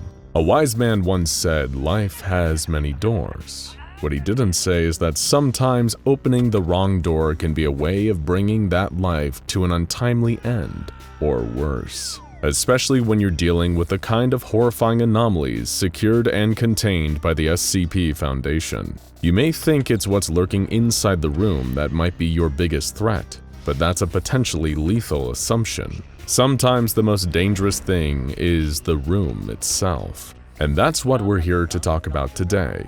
7 of the most terrifying rooms on the Foundation's database, none of which have ever been featured on this channel before. So reach out, grab the handle, and open the door. Welcome to the SCP Foundation's most terrifying rooms. All you can do is hope that, by the end, you'll actually be able to leave. We'll begin with an old classic from Series 1, SCP-002, a maleficent meatball known as the living room. There's a decent chance you're sitting in your living room right now while you watch this video, so you may be thinking, what's so wrong about that? But this really is a living room, and it's always on the lookout for some tasteful new furniture. From the outside, SCP-002 appears to be a huge, tumorous blob made out of living flesh. Sure, that may seem off-putting, But don't be so superficial. The inside of 002 is a different story. It may appear like your standard low-rent apartment from within, but this place has a lot of personality. There's a single window, despite there being no opening for a window from the outside. In addition to all the standard furniture, chairs, tables, a TV stand, it's actually developed a number of other wonderful amenities since being contained by the Foundation, including 2 lamps, a throw rug, a television, a radio, a beanbag chair, 3 books in an unknown language, 4 children's toys, and a small potted plant. The first thing you might notice about the room is the funny smell. Then you might take a closer look at all that lovely furniture. That's when you'll realize that every single piece of furniture in there is made out of human tissue. Wood is polished and varnished bone. Fabrics are woven from human hair. Leather is made from tanned human skin. This is what happens to anyone who enters SCP-002. And sadly, if you've gotten close enough to see this, it's already too late. We hope you enjoy the rest of your existence as a brand new armchair. But maybe you don't want to get turned into furniture inside a living room within a giant tumor. Maybe you've got more specific needs. You like puzzles, exercises, and most of all, solitude. You like to test your mental and physical fortitude without worrying about the distractions caused by having to deal with other human beings. If that sounds like you, then let's get your feet wet and tell you about a wonderful piece of prime real estate you can find under the sea, SCP-057. This underwater chamber is almost impossible to get to without a James Cameron-style mini-submarine, but believe us, it's worth the effort. If you manage to access SCP-057 and enter its submerged chamber, then you're going to be treated to the best last challenge of your life. The door will close behind you, permanently, ensuring that wonderful privacy you so covet. Then the walls. These impenetrable monoliths of slate-covered stone will begin to move. Like a kind of high-stakes game show, you'll need to keep moving, avoiding the ever-shifting walls as the environment around you becomes more and more disorienting. There is no escape, only survival, and survival is only temporary. When your body fails you, or your mind snaps under the weight of sustained mortal terror, that's when those walls will close in. The monoliths of SCP-057 will get closer and closer and closer, until your body is crushed between them, killing you with a torturously slow squeeze where nothing and nobody will ever hear your final choked screams. But it's all worth it for that glorious ocean view.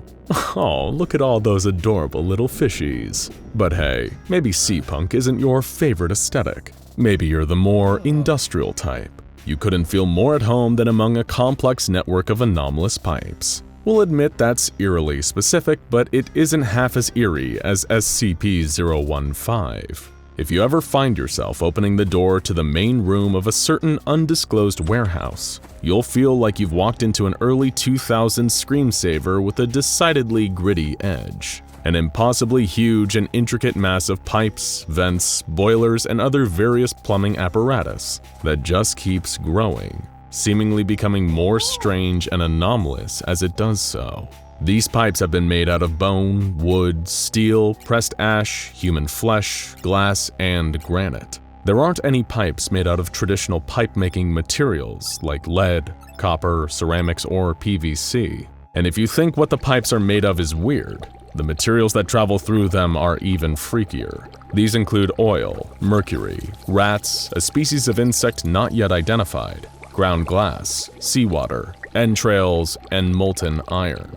And this is important to remember, because if you appear hostile to SCP-015 or enter the room carrying tools, the pipes will begin to burst and spray you with their contents in self-defense, resulting in one of the few times in human history where you'd be incredibly lucky to only be sprayed with rats or human entrails. Much like SCP-173, the sculpture, it's important to keep this room under strict observation. It's when the pipes are left unoccupied that they start expanding and trying to grow downwards in the hopes of mixing with the sewer system below. If ever that happens, then the pipes may end up coming to a room near you. And considering that people have also reported screaming coming from inside the pipes, what comes out of them may not even be as frightening as what could be going in. But maybe you don't want a warehouse. Perhaps you just want to rent a small, cozy room in a one-story building over in Weehawken, New Jersey. Problem is, if you try to do this, you might end up lodging in SCP-5256, a room that defies reality in a number of freaky ways thanks to its prior occupant, a highly unstable reality warper. The reality filters get stronger the further you go into the room, with the terminus being the room's far corner, which presents as an empty void that's impossible to even see. A damaged bloody hammer is lodged into the far wall. Metal fragments covered in human blood float near the entrance, half-eaten bugs all over the floor. There's a crucifix on the wall along with medical-grade anesthetics with trace amounts of neural tissue inside. All evidence points to the reality warper having been the victim of atrocious and inhumane acts, perhaps as a way to cure it of its anomalous affliction. And to add to the creep factor, many believe its body is still in there, lurking in the unseeable corner. How do we know? Because despite the corner of the room being unseeable, people have still performed simple tactile tests by sticking their hand into the space. One D-Class reported it feeling like leathery flesh with occasional scraps of fabric, and sharp needle-like objects occasionally sticking out of its skin. But for rent this cheap, who can really complain about a body or two? But that's enough about things that are just creepy. Let's get to dangerous instead. A room that won't just freak you out with some eerie anomalous sights. If you get unlucky, it'll give you a horrifying death. After all, who doesn't like a little excitement? Step into SCP-4595, a small room in a woodshed behind an abandoned house near Jasper, Indiana. You'll be taken in by its rustic charm at first. It's a quiet, peaceful setting where you're alone with your thoughts. When the room was first found, it contained a small, blood-stained shovel and a skeleton of an adolescent male. But don't let that put you off. Don't let the charcoal marking of the word witch written on the exterior door bother you either. It all just adds to the character of the room. Oh, there is one thing we should probably mention. There is an entity known as SCP-4595-A that lives a meter beneath the room. She's a witch-like creature, rotted and covered in wounds on her torso and face. Her mere presence will instill a sense of paranoia and dread into you, getting worse and worse the longer you're in there. But stay quiet about it. If at any point you disturb SCP-4595, all the empty spaces in your chest cavity as well as your lungs, airways, stomach, and intestine will suddenly fill with live desert locusts, causing you to experience a horrible death. So be a considerate upstairs neighbor, or else. So remember when we said earlier that it's not always what's inside the room that can cause you harm? Sometimes it's the thing right on the other side of the door. Look at the nearest closed door. Really focus on it. Tell us, how can you be so sure there's not something on the other side?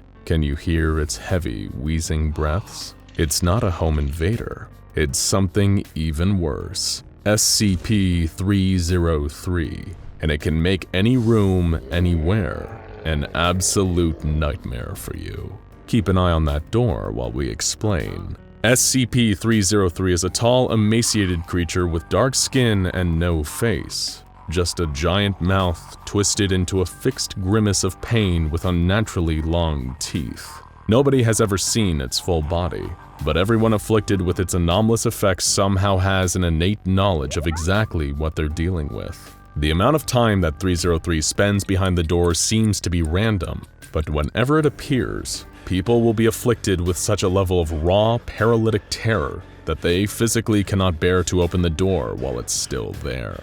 This is one thing if it's hiding inside a broom closet, but if you're trapped in a room with only one exit, and 303 manifests behind it, you are in real trouble. As the number of people who have died of dehydration and starvation in totally normal rooms while boxed in by 303 have found out, when you're dealing with this monster, any room can be a nightmare. But while 303 is no doubt scary, it's not quite as mind-melting as SCP-970, the final anomalous room on this list. Much like 303, it involves doors, and rather than being fixed to a single location, it can appear in theoretically any room. Known as the recursive room, stepping through this door will lead to a copy of the room you were just inside. A little trippy, but not exactly pure nightmare fuel. But much like how a photocopier will slowly create distortions if the same image is copied repeatedly, the more rooms in the recursive room sequence that one cycles through,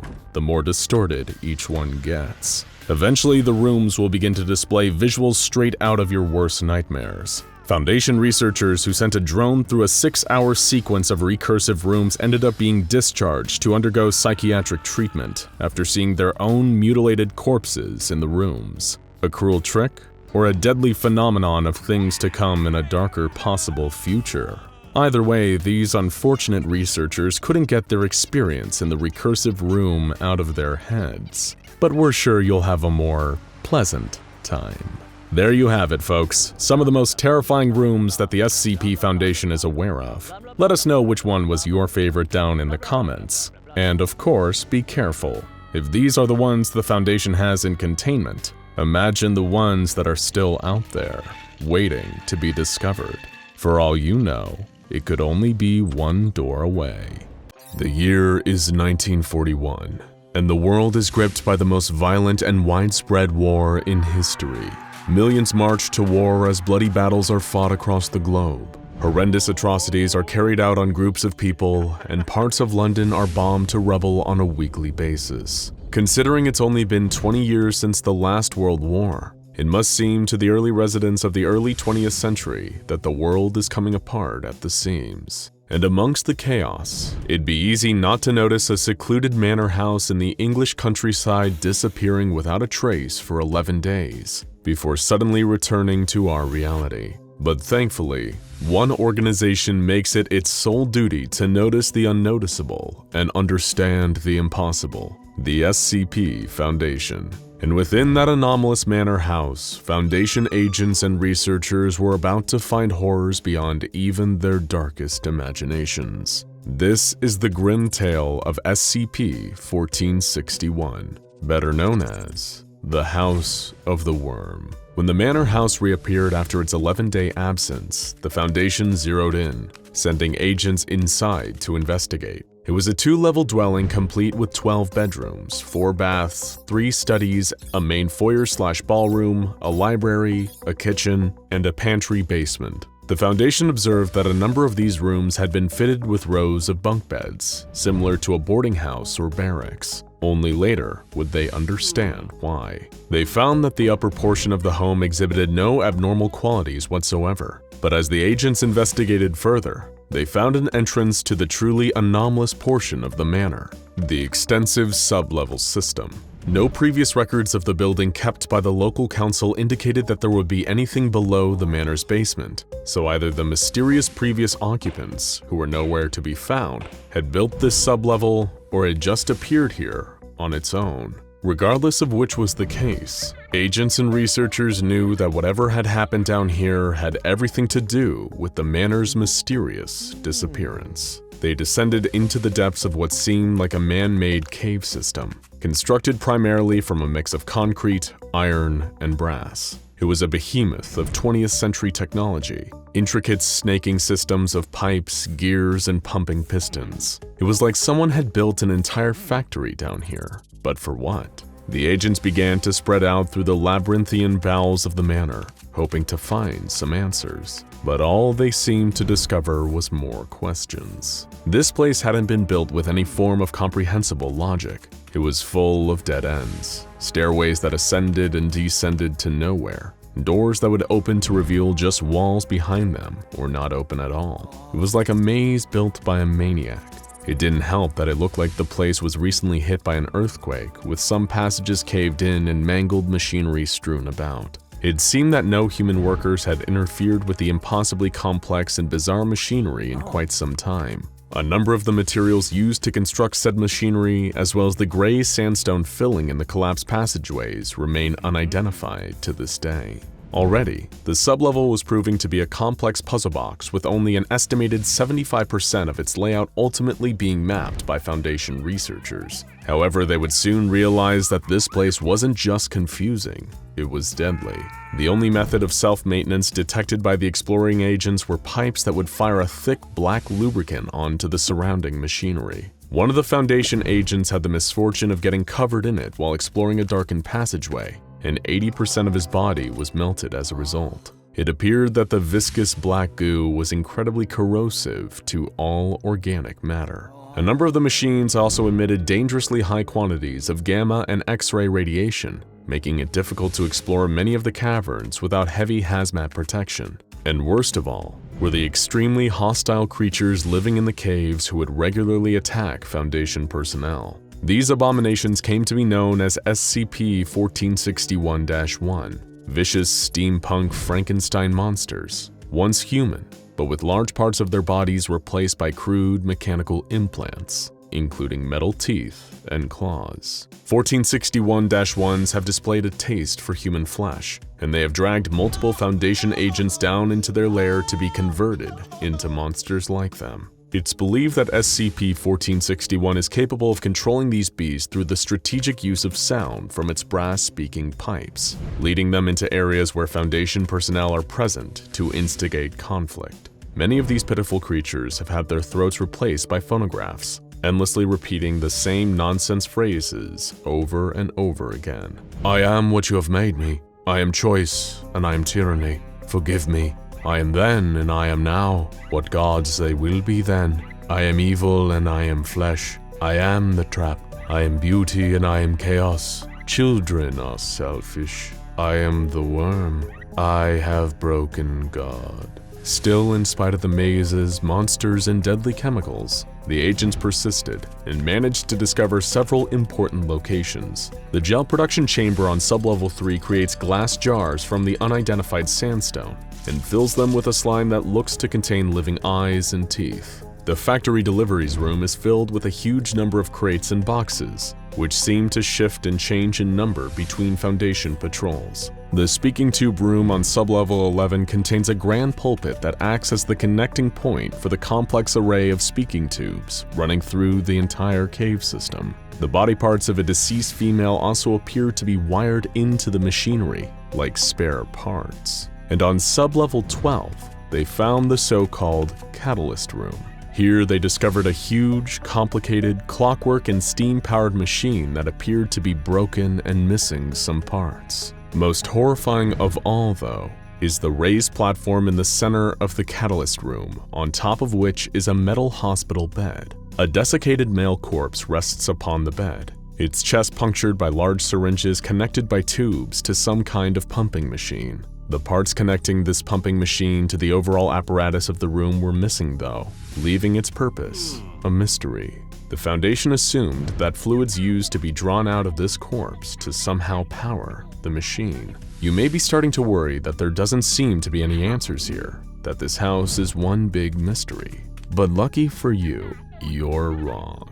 An old journal was also discovered in the catalyst room, and if what was written inside is to be believed, then we may finally have some truth about who created the House of the Worm, why it was created, and what horrible events triggered its mysterious disappearance and reappearance. His true name has been redacted by the Foundation, and special efforts have been made to maintain secrecy around the house, seeing as it's an anomaly of great interest to a cult known as the Church of the Broken God. So we'll just call the one who made this place the Inventor. Before any of this, the Inventor was one of the many Englishmen traumatized and almost killed in the horrific trench battles of World War I. After a near-death experience, the Inventor, like many geniuses and madmen, was plagued by surreal and nightmarish visions. He saw a huge creature that he referred to as the Worm, a gigantic metal monstrosity with dragon-like jaws full of gnashing gears that rampaged through Europe, destroying and devouring everything in its path. These apocalyptic visions also presented him with a solution, vague blueprints for a machine that might be the salvation of him and others willing to take his new gospel to heart. an escape from a world that the inventor knew in his heart was about to end. He hired work-starved laborers from across the country to help him make his visions a reality, and began a massive secret construction project beneath his isolated country manor house. For the inventor, it was all a labor of love. He wanted to protect his wife, son, and daughter from the terrible jaws of the worm. But as the project stretched on, his wife began to suspect that he'd lost his mind. Many of his workers, however, felt just the opposite. They became infatuated by the inventor's sermons on the nature of the worm and the coming apocalypse they hoped to escape. Soon enough, they had become a bona fide cult, constructing the elaborate sublevels underneath the house in preparation for the fast-approaching day of reckoning. Then came World War II. The inventor saw Hitler, hungry for war, as one of the avatars of the worm. Finally, knowing that the time was right, he activated the machine and successfully trapped the worm in the bowels of his mechanized home. However, as the Blitz raged and London's bombing began, the inventor felt as though he hadn't stopped anything. He realized once and for all that he was never meant to stop the apocalypse, only escape it. And by throwing the final switch and setting the machine he and his followers had built into overdrive, he did just that.